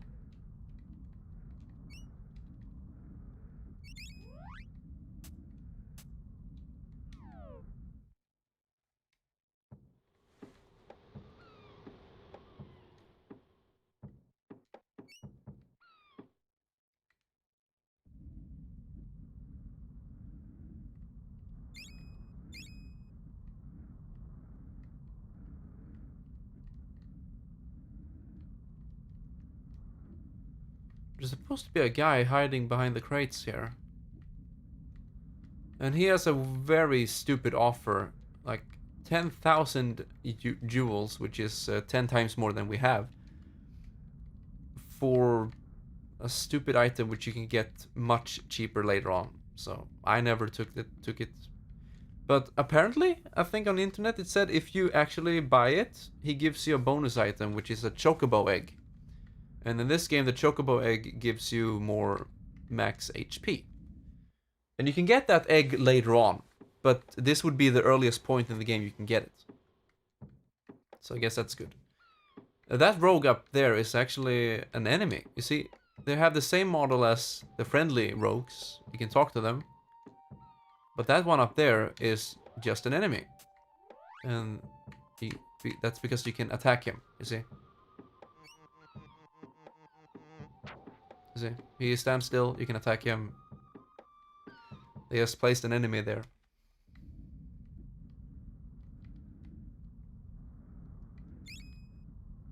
Ahoy, matey. No thanks.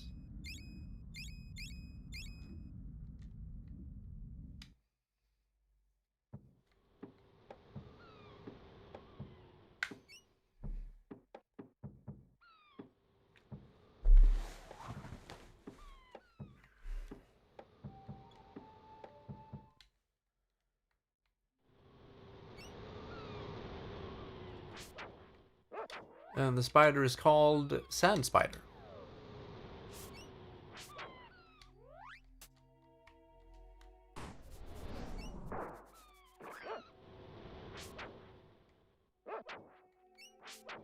I like the ambience here as well.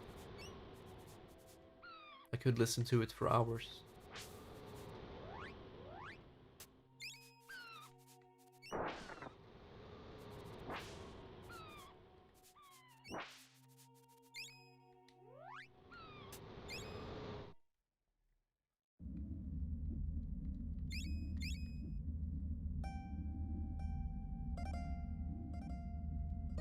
No, it's not the bronze axe. We get call up. Huh. Okay. Whoa, that's expensive though. The ethanol.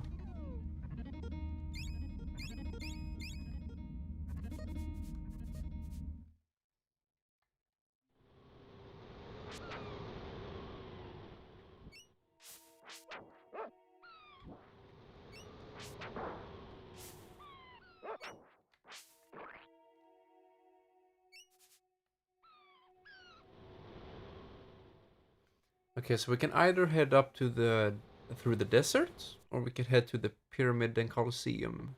So that's kind of fun. We have these options.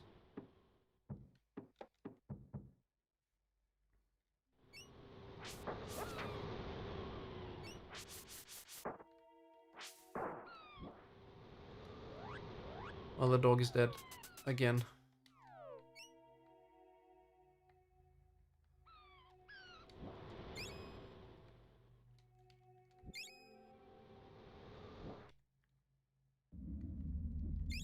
Hey, there's Salabog.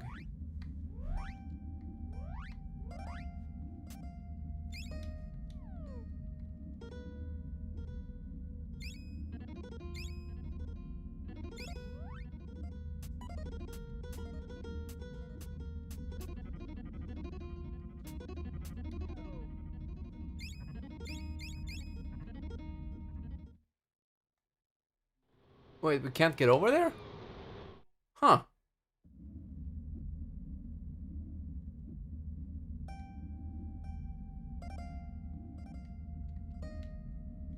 Oh, never mind.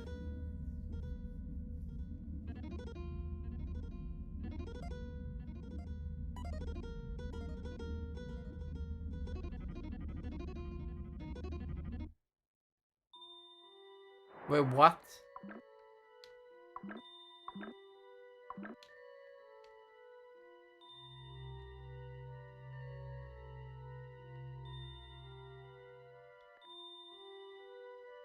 Huh.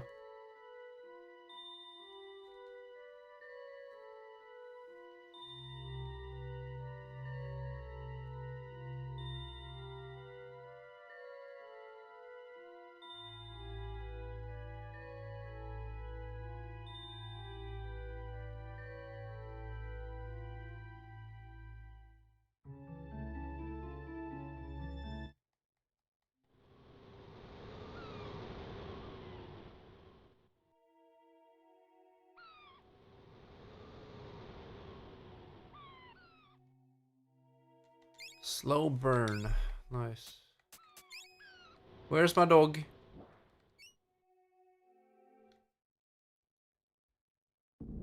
Yay! My dog is here.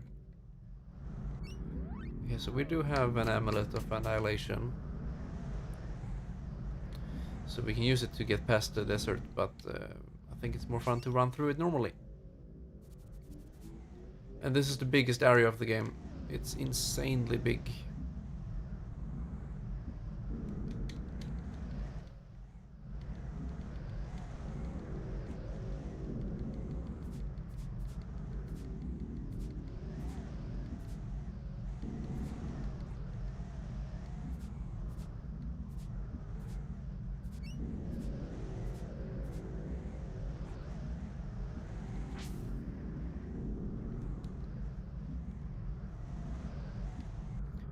You can get easily lost here.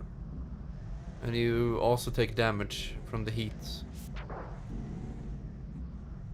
But you can refill your health by finding an oasis.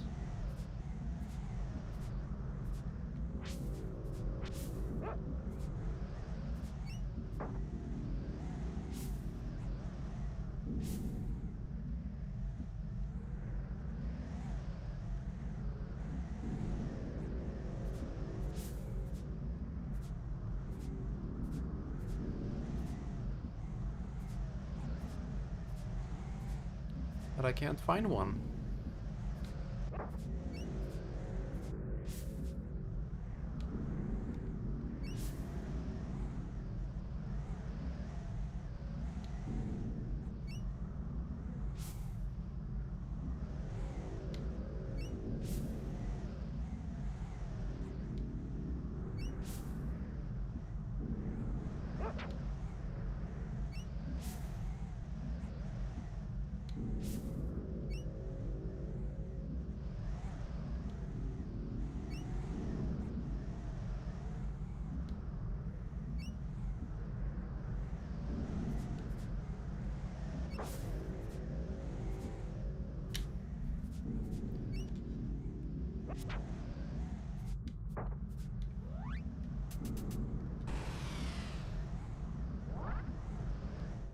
Here we go.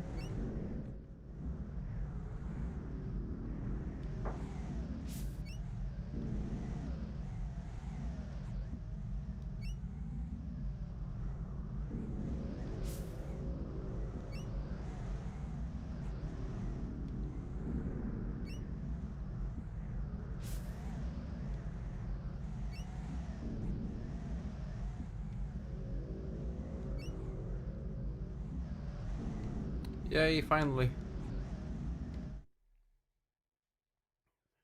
Okay, so this is the market. But before we do anything there, we're gonna do a secret, which is right to the left here. Gonna kill the spider. And then we're gonna stand in this whirlpool for a long time. So I'm gonna use fast forward here. Until something happens.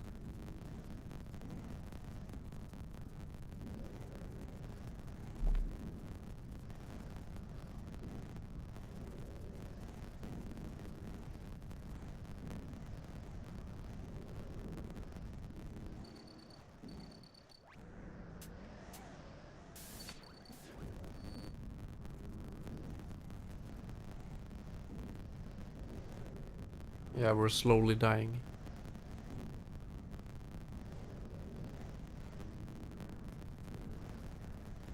And the dog is dead. Right there. So he's gonna sleep in this spinning circle.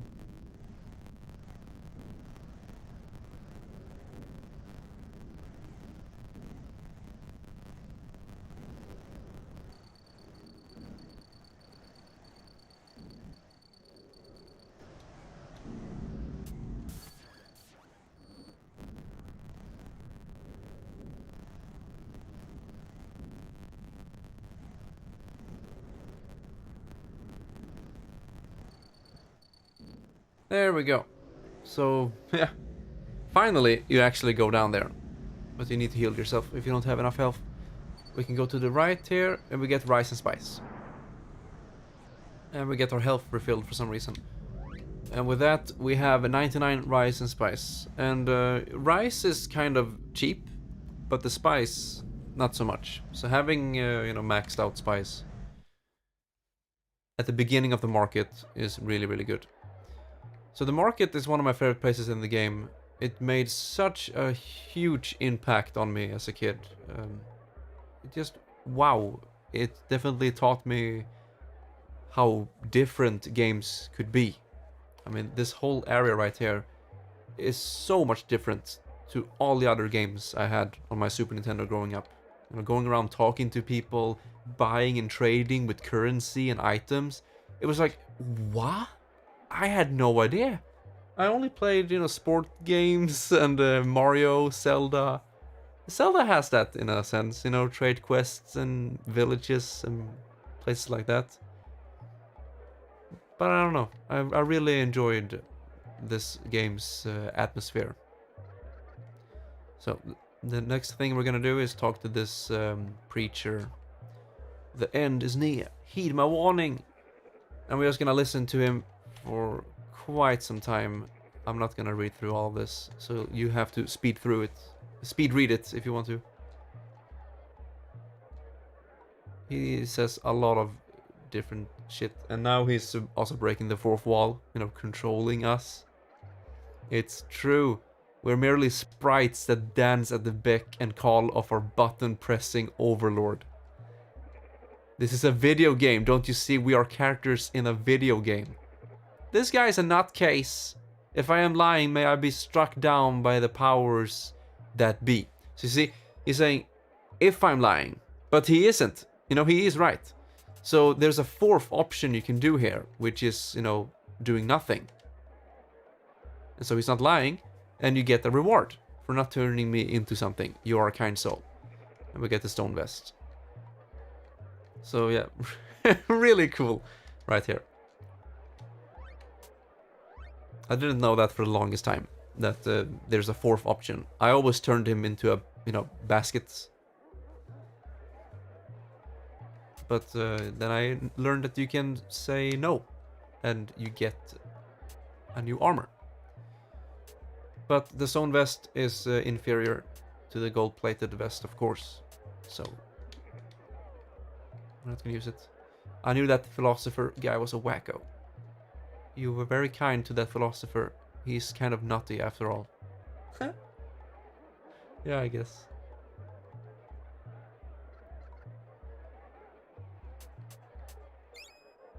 Nut. I guess. Speaking of secrets, we might as well show another one. So we have these animals, like the goats and chickens. The chickens.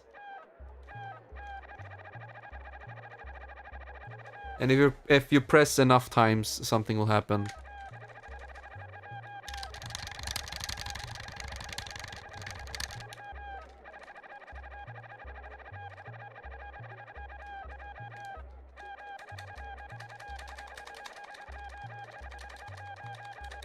Hope you enjoy that sound. Hey, you!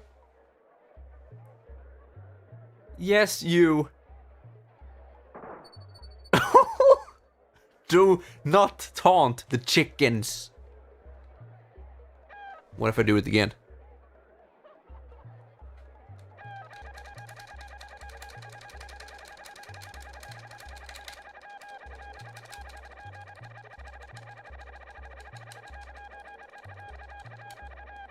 Yeah, I just saved.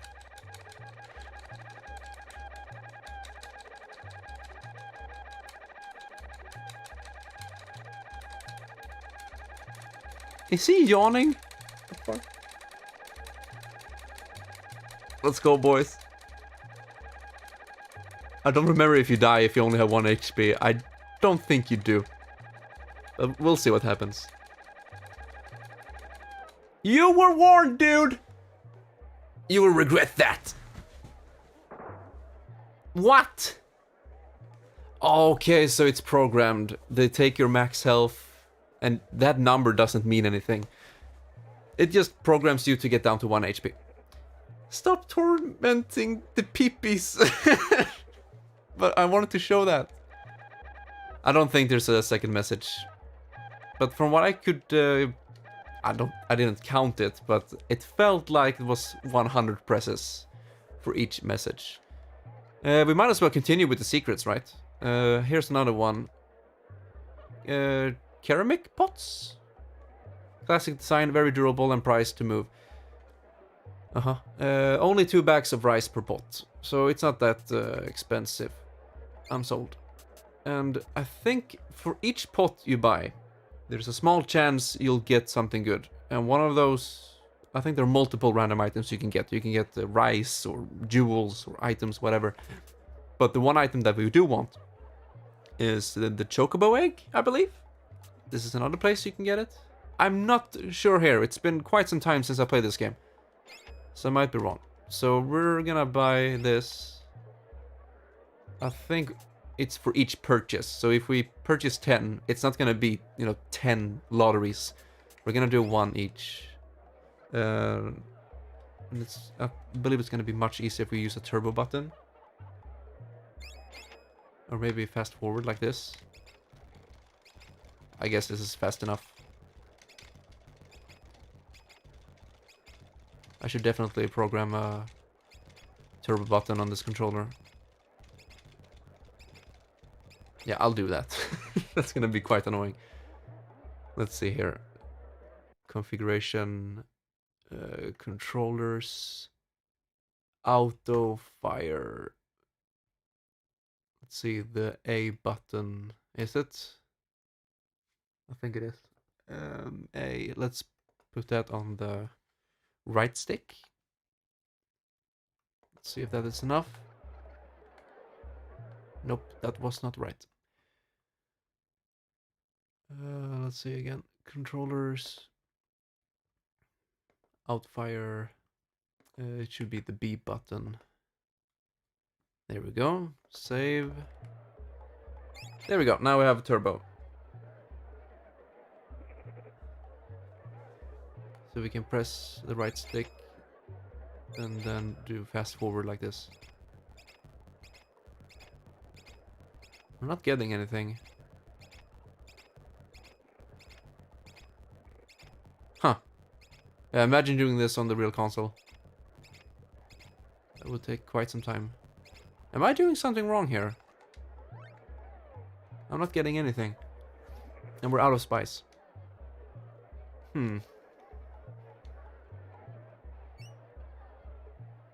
No thanks. We need more rice. And the cheapest place to get rice is from this lady. Delicious rice, 3 jewels per bag. So that should be good. We'll buy 20... 40...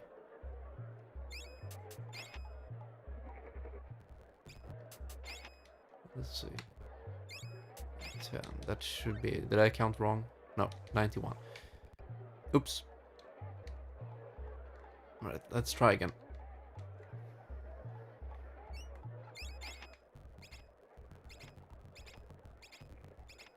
For fuck's sake!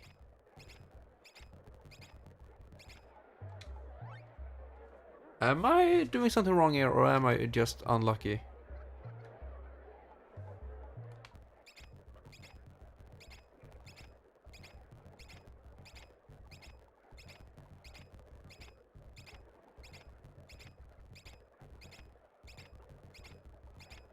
Huh.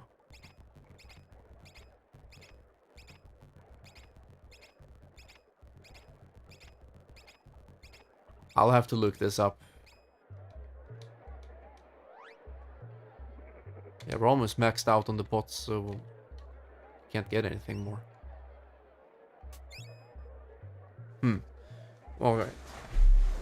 Now I'm really curious if I have a faulty memory here. So I'll just look it up real quick. Hope that's okay.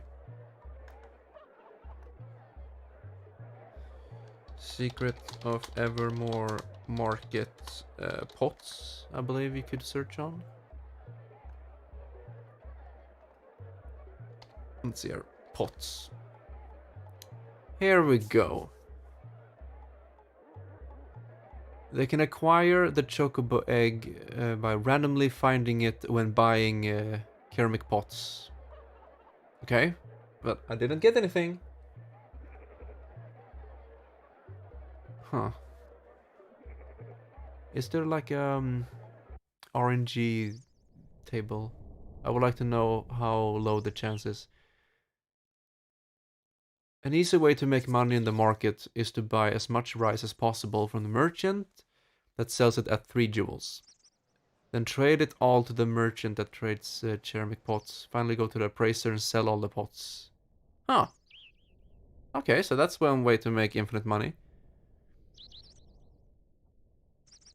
When doing this, the player should trade their rice for pots in groups of 5, as the pots have more often jewels in them than buying in groups of 10. A single purchase buy will never contain anything. Oh, for fuck's sake. Alright. The amount of jewels found with each discovery depends on whenever the chocobo egg or the magic gourd is possessed. Alright, so we need to buy the pots in groups of 5, I guess. 50 if at least one of the items is possessed. Otherwise 10. Okay.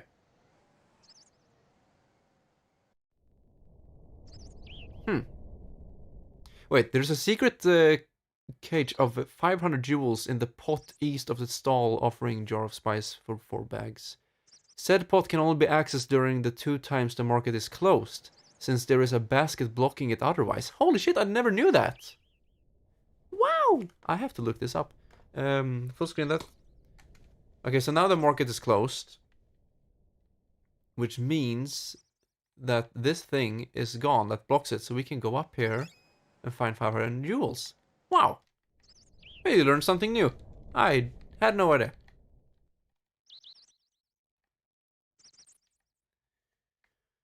Alright then.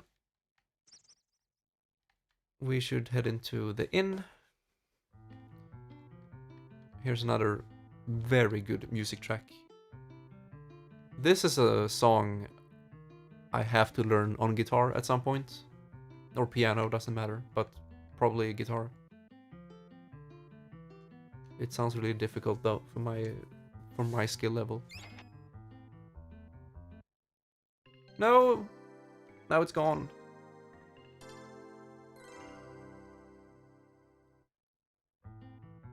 Okay, we're gonna stay in here. I need to hear the entire loop. It's that good. In the meantime, I would like to thank everybody for, checking out the stream. Thank you so much for hanging out and lurking. I really appreciate it. Remember to hydrate.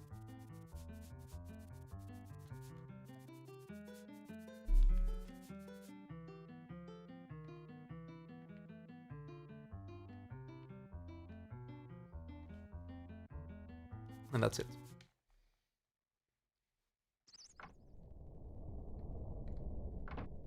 This place is empty. The big meeting in the city square is probably starting. Holy shit, that's fast turbo. Okay, I don't want to go down to 1 HP right now. But yeah, let's go to the town square. And the dog just disappeared, because you're not supposed to have him here. He's supposed to be up there.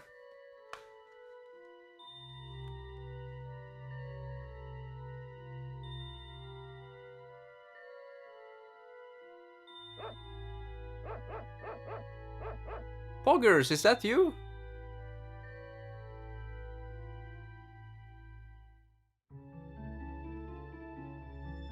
I need to fight him?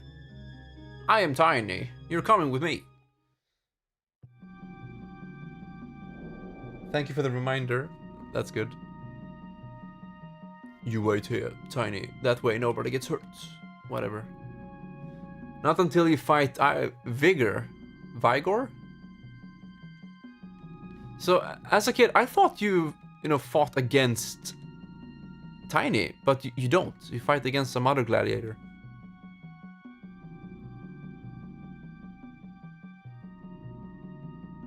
I'm not really the gladiator fighting type.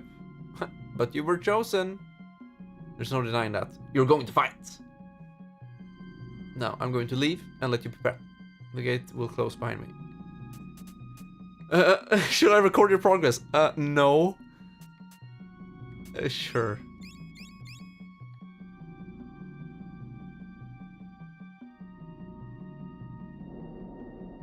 Well, Poggers, this is another fine mess you've gotten us into. Here I am about to take on some tooth-spitting, sword-carrying champion gladiator, and all I've got is a fucking laser lance. What are you worried about? You have sci-fi weapons on your side. Protector's ring, that's good. Holy fuck, boys. If you thought this armor was good, the 55 defense, look at this ring. 101. That's one of the best rings in the game. Look at that defense! Or defend. It's insane. That's an Act 4 equipment, by the way. I can probably not die now. This scene is cool. Good music as well.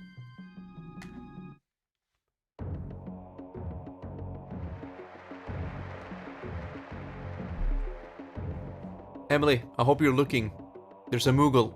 Final Fantasy VI references right above there. There's even a Final Fantasy VI character. I don't know if you can recognize it, but the Moogle is pretty obvious.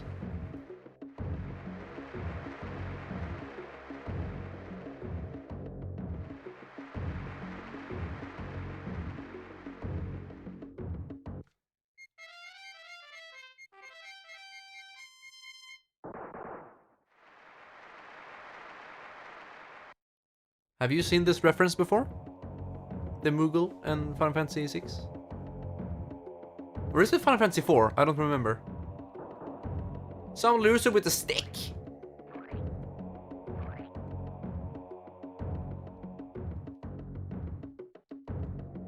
Yeah, the music is good. Indeed. Okay, so this boss fight is a nightmare if you don't have the throwing spear. But I do. So he will chase us like this, you know, we can't run past him until he attacks us. Now he's using the crowd, you go behind him, you throw your spear, he takes damage. And the cycle repeats with different attacks. He has 1000 HP, and you can stand behind this pillar and he can't do shit. Shit. So it's just so weird to me that this, the fourth major boss, or the fifth, this is the fifth major boss in the game. Or big boss. And, holy shit. I just wonder, why does this boss, the fifth boss, have less HP than the third boss? Such weird balancing. He's from 6, okay.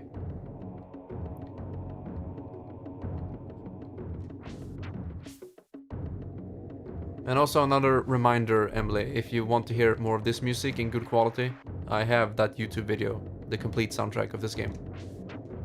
So you can listen to it whenever you want. I highly recommend it.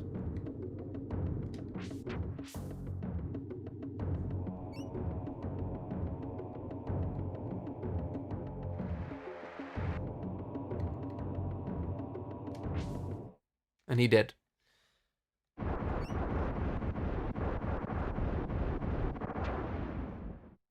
Yeah, baby.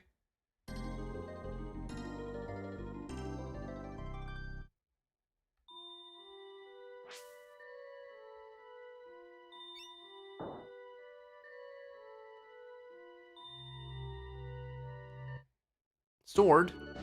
Hey, we got the diamond eye. We got both of them already. What?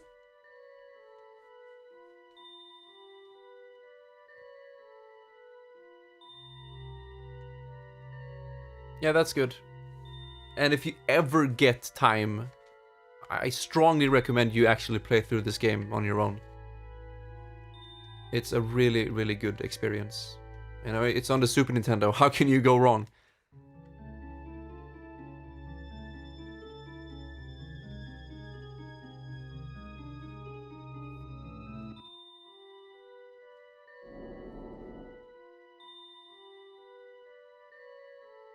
And it's not a very long game either. Well, maybe for a first timer. It's not that obvious all the time what you need to do. But of course today we have internet walkthroughs and, you know, you can call me. So you'll never get stuck in this game. Unless in the way of it being too difficult. Because as I said before, the game is not easy. First time.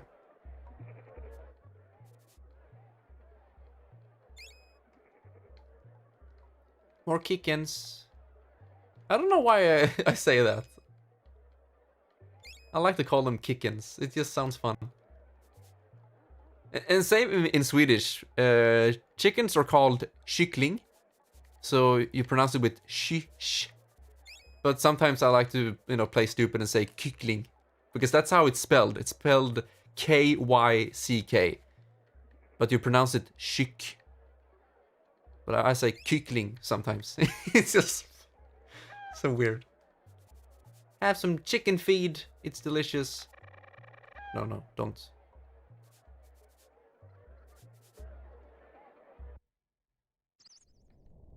But it's... Oh no. Okay, so here's the deal. The marketplace is abandoned 2 times in the game. First time, it's after you've come here the first time and you spend like 10 minutes or whatever here. And then it's off to the plaza and we do all that boss fight that we just did. The second time is when you have both of the diamond eyes, which we do right now because of random items. We're not supposed to have these yet. But since we have them, the game is like, oh, then the marketplace should be empty. And if we go to the right now, there's going to be another boss fight. And I think we're kind of under-leveled for that. Because it's the last... No, it's the second to last boss in the second act. So he's not that easy. But we do have the lance. We should be fine. So we're gonna save.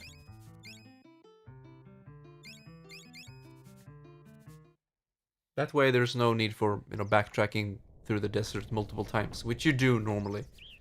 But we can get this out of the way. And this boss fight is really cool. I think it's called Aegis. And that's a word I have always liked.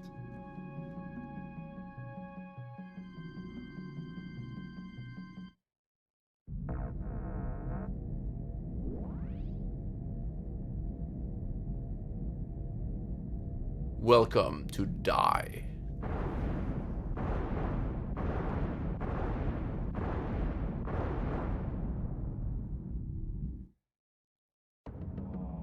Here's Aegis. He spawns random faces. And he spawns enemies accordingly to that face. Super annoying. And while that face is up, you can't damage him until it goes away. But we can stand over here where we're supposed to be fine, I think. No, never mind. They can still hit us. But we have so much defense, so they can't do damage. And then when it's gone, you throw the spear, rinse and repeat. And if we stay up here, you can see the enemies don't attack us. They're down there now. And the enemies... this boss is just like Salabog, the snake swamp boss. That if there are less than 3 enemies on the playing field, he will spawn new enemies. But since there are technically 3 enemies on the battlefield right now, he doesn't spawn anything. So here you go. Here's a super simple trick to beat the boss. We're just gonna stand here. He can't attack us. He can only spawn enemies. But only if there are less than 3. So I find this fun in a way. You beat the game at its own game. Do you say that? Maybe not. But as I said, the game is really hard for newcomers. But there are so many tricks. There's so many weird things you can do to beat the game or make it easier. And this boss fight is, quite challenging the first time. Because it's just an onslaught of enemies. Enemy after enemy all the time. But you see, he can't do shit. But yeah, we're not gonna do it like that. We're gonna do it for real. Alright. We can't attack him. So this is how the boss looks normally. You have these stupid, annoying ass enemies flying around you. You have to dodge that while attacking the boss.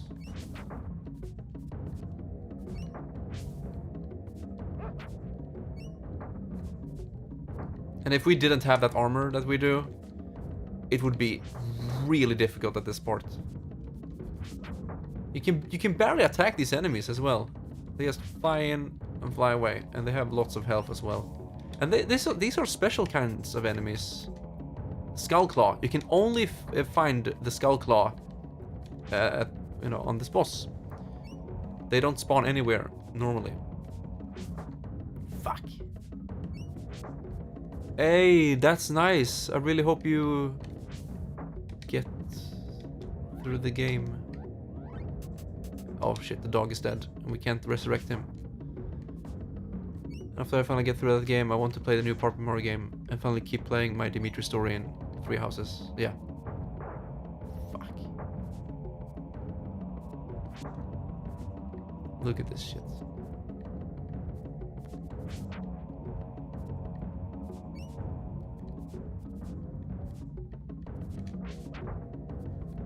How much health do they have? Look at that shit. I can't even move. They just hit me all over the place. I just want to kill these enemies so I can show you what other enemies the boss will spawn. Oh, for fuck's sake, again.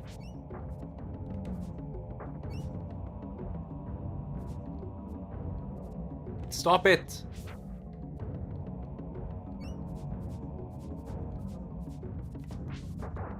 A level 3, baby! Look at that, he spawns evil dogs.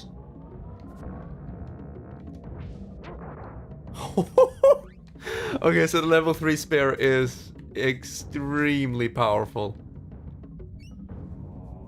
Because it pierces.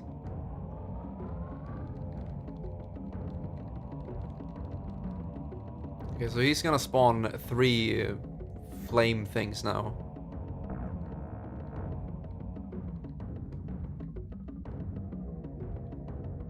Oh, never mind, just 1. And these faces that he spawns right now, I would love to have that artwork as a pearl plate or whatever you call it. They're so cool. Bad dog. He does a lot of damage.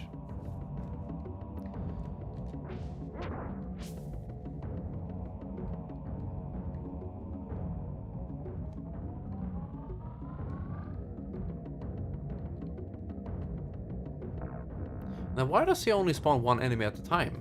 I thought for sure he would spawn 3. Oh, there we go.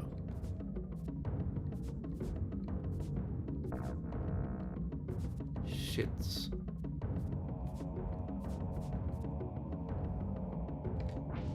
No, I missed!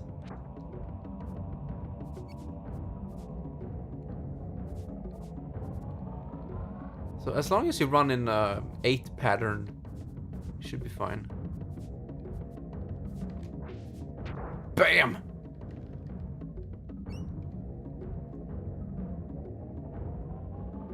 More bad dogs.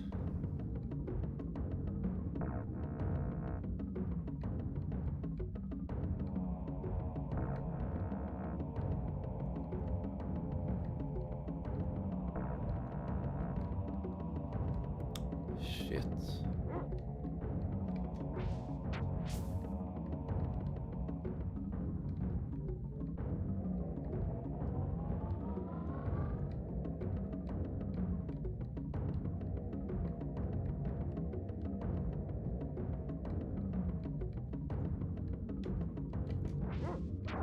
Whew.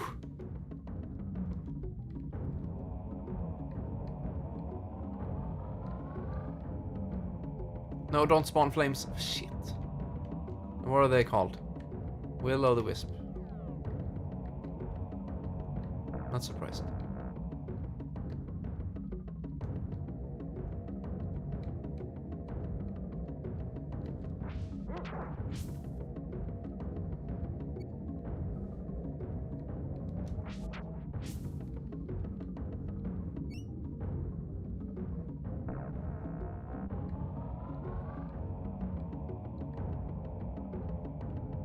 Okay.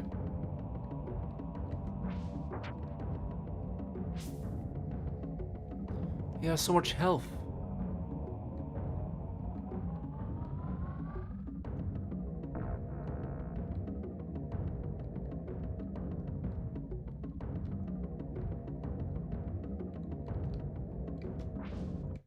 There we go.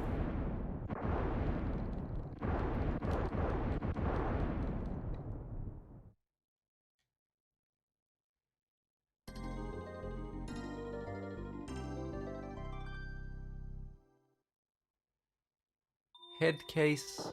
What?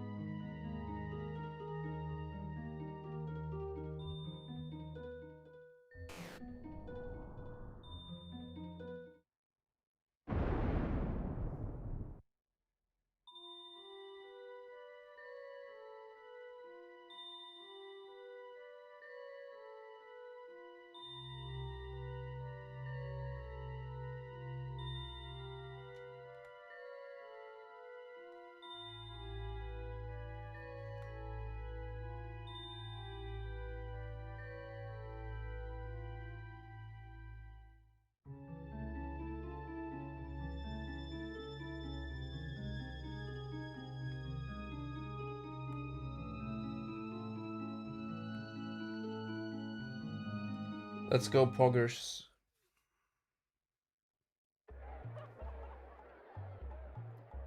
Alright, we can finally do the marketplace for real now. Yeah. Okay, no more silly shenanigans. What are we doing here? We need to get more rice. There's no emote for poggers? Oh! Thank you very much for the follow, Gultherizzle. Gultherizzle can't escape. Nope. It's impossible. But yeah, Martin, there is an emote, but it's with capital letters. So, poggers with capital. Let's get some rice.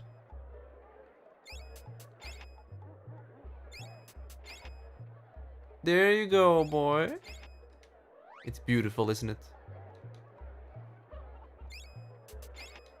Okay, so now we need to buy pots, but 5 each, which is annoying because now we need to go down every time. Alright, we need to sell the pots as well.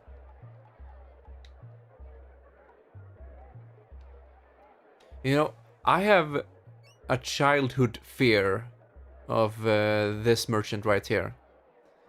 And that's because my brothers, they got so mad at me because you can sell a one-of-a-kind item here. Right now I don't have any, but you know, you can get some one-of-a-kind items that makes your character stronger, like a charm. And then you can go here and sell it. And me as a kid who didn't know English, I went here, I clicked around, and I accidentally sold one of those items, and they got so mad at me because now they had to replay the game from the start because there was no way to get the item again, or so they thought. There is actually a way to get it back, but it's kind of annoying. So I was never allowed to touch this merchant, and I just got so scared. Like, no, okay, don't get mad at me. I swear I will never touch this merchant again. And that feeling still resides in me. Every time I click on this merchant, I get that, oh, I hope I'm not doing anything wrong now. It's fun in a sense. Yeah, sell those. Thanks. No.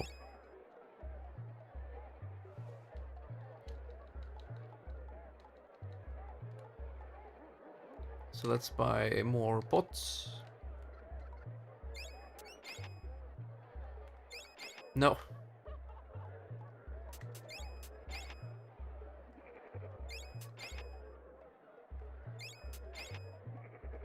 Hey, okay, we got 20 jewels. Wow. RNG god, please help me. Fuck, we don't have rice.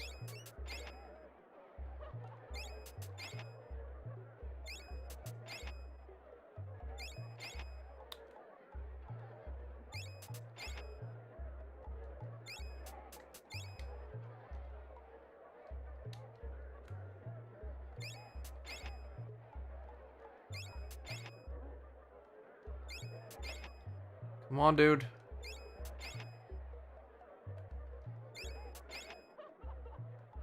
Oh. 10 jewels. God damn it.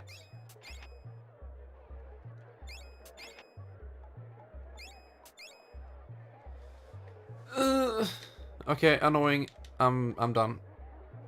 Not gonna do that anymore.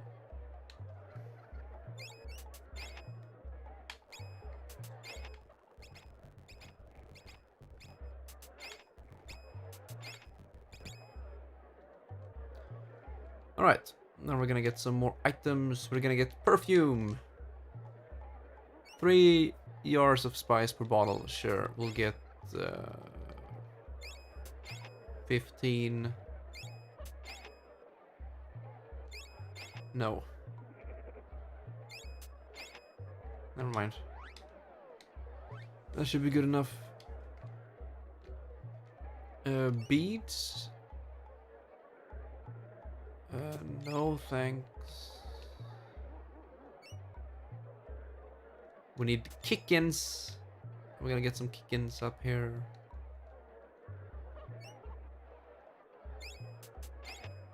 Wait, do I have rice? I do have rice, of course. More chickens. Wait, what?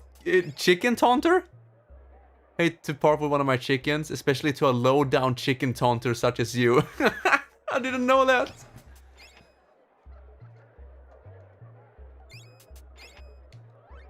Thank you, game. Taunt the goats if you want, but leave the chickens alone. What? Why? Oh shit, that's expensive though. Fine. Wait, we need beads. Shit. Do you have beads? No. Spice. Right, let's get some beads.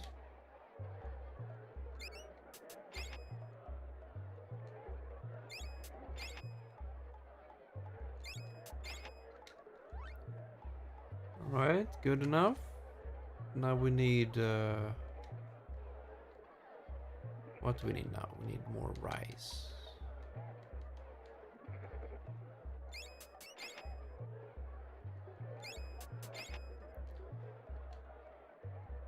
Spoons! Get some spoons. And we'll take 3.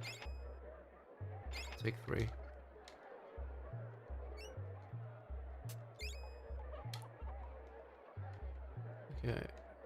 This girl. J-disc. How about no? Armor polish. I don't have that.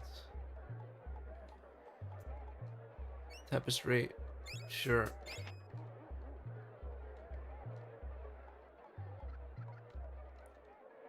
Helmet. Yes. Got a new helmet. I believe it's stronger than what we have. Yes, indeed. Obsidian helm. Good. A ruby heart. Jewel scabbard and limestone tablet. We don't have it. Sunstone. Limestone tablet again. Fuck. Mocha stick. Moxa stick? Yeah, that sounds good. What? What do I...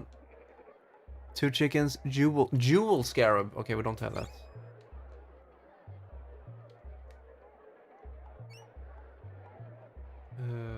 Yes, but other goods.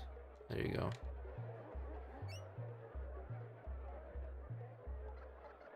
Yes. Now we need to get armor polish.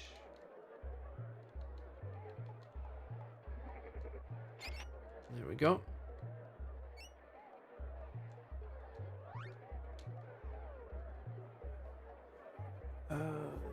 Fuck, we need more spice. We get that right here. Maybe. Okay. Pots. No, fuck.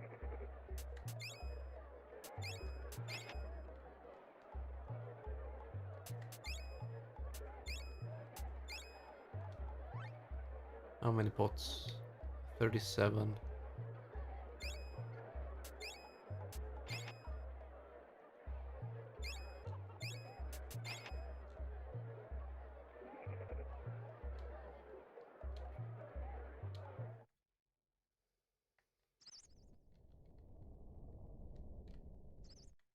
Time to get the new formula. It is Atlas. What's the meaning of this? Why do you disturb my rest? I'm sorry, I didn't... You're a skinny little guy, aren't you? You need some meat on your bones. You need brute strength.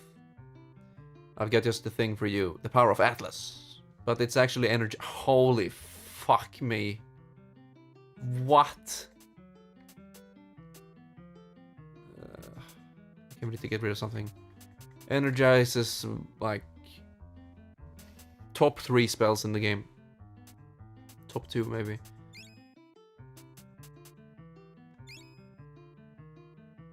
Call up, we don't need that.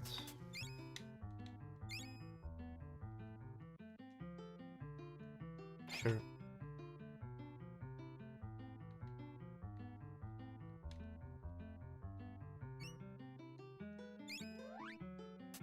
Oh, that's cheap nectar.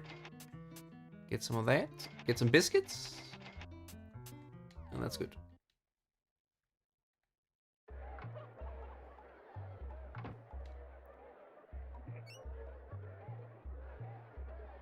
Limestone tablets. Yes, please. Sounds good. We'll get 3. Jewel scarab. Yes, sir. No. Okay. We'll get 3 of those.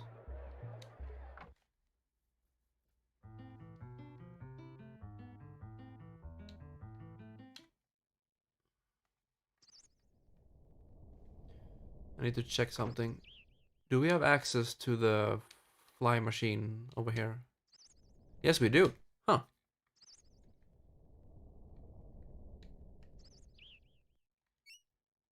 Huh.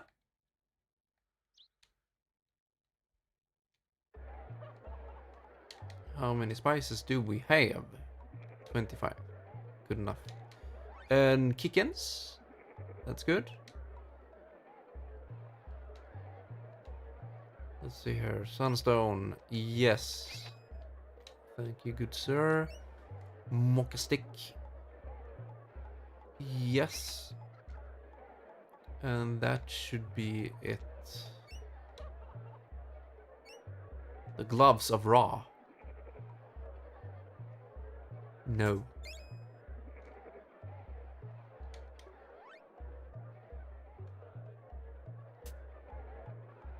Alright, this looks good.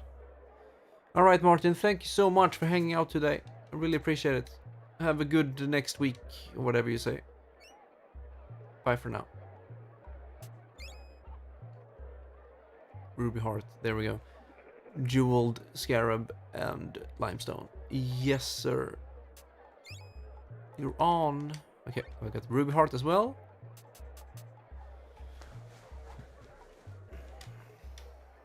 And then jade disc. Easy clap.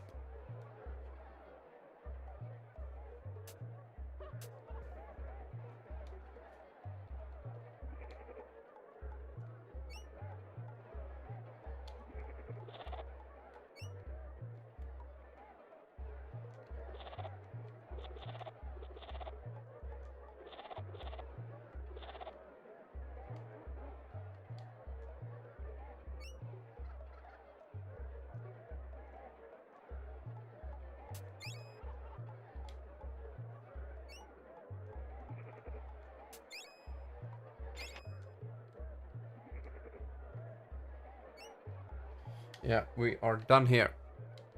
I'm gonna go to the inn, sleep, save, and I'll end the stream here actually. It's getting late and I need to sleep for school and stuff.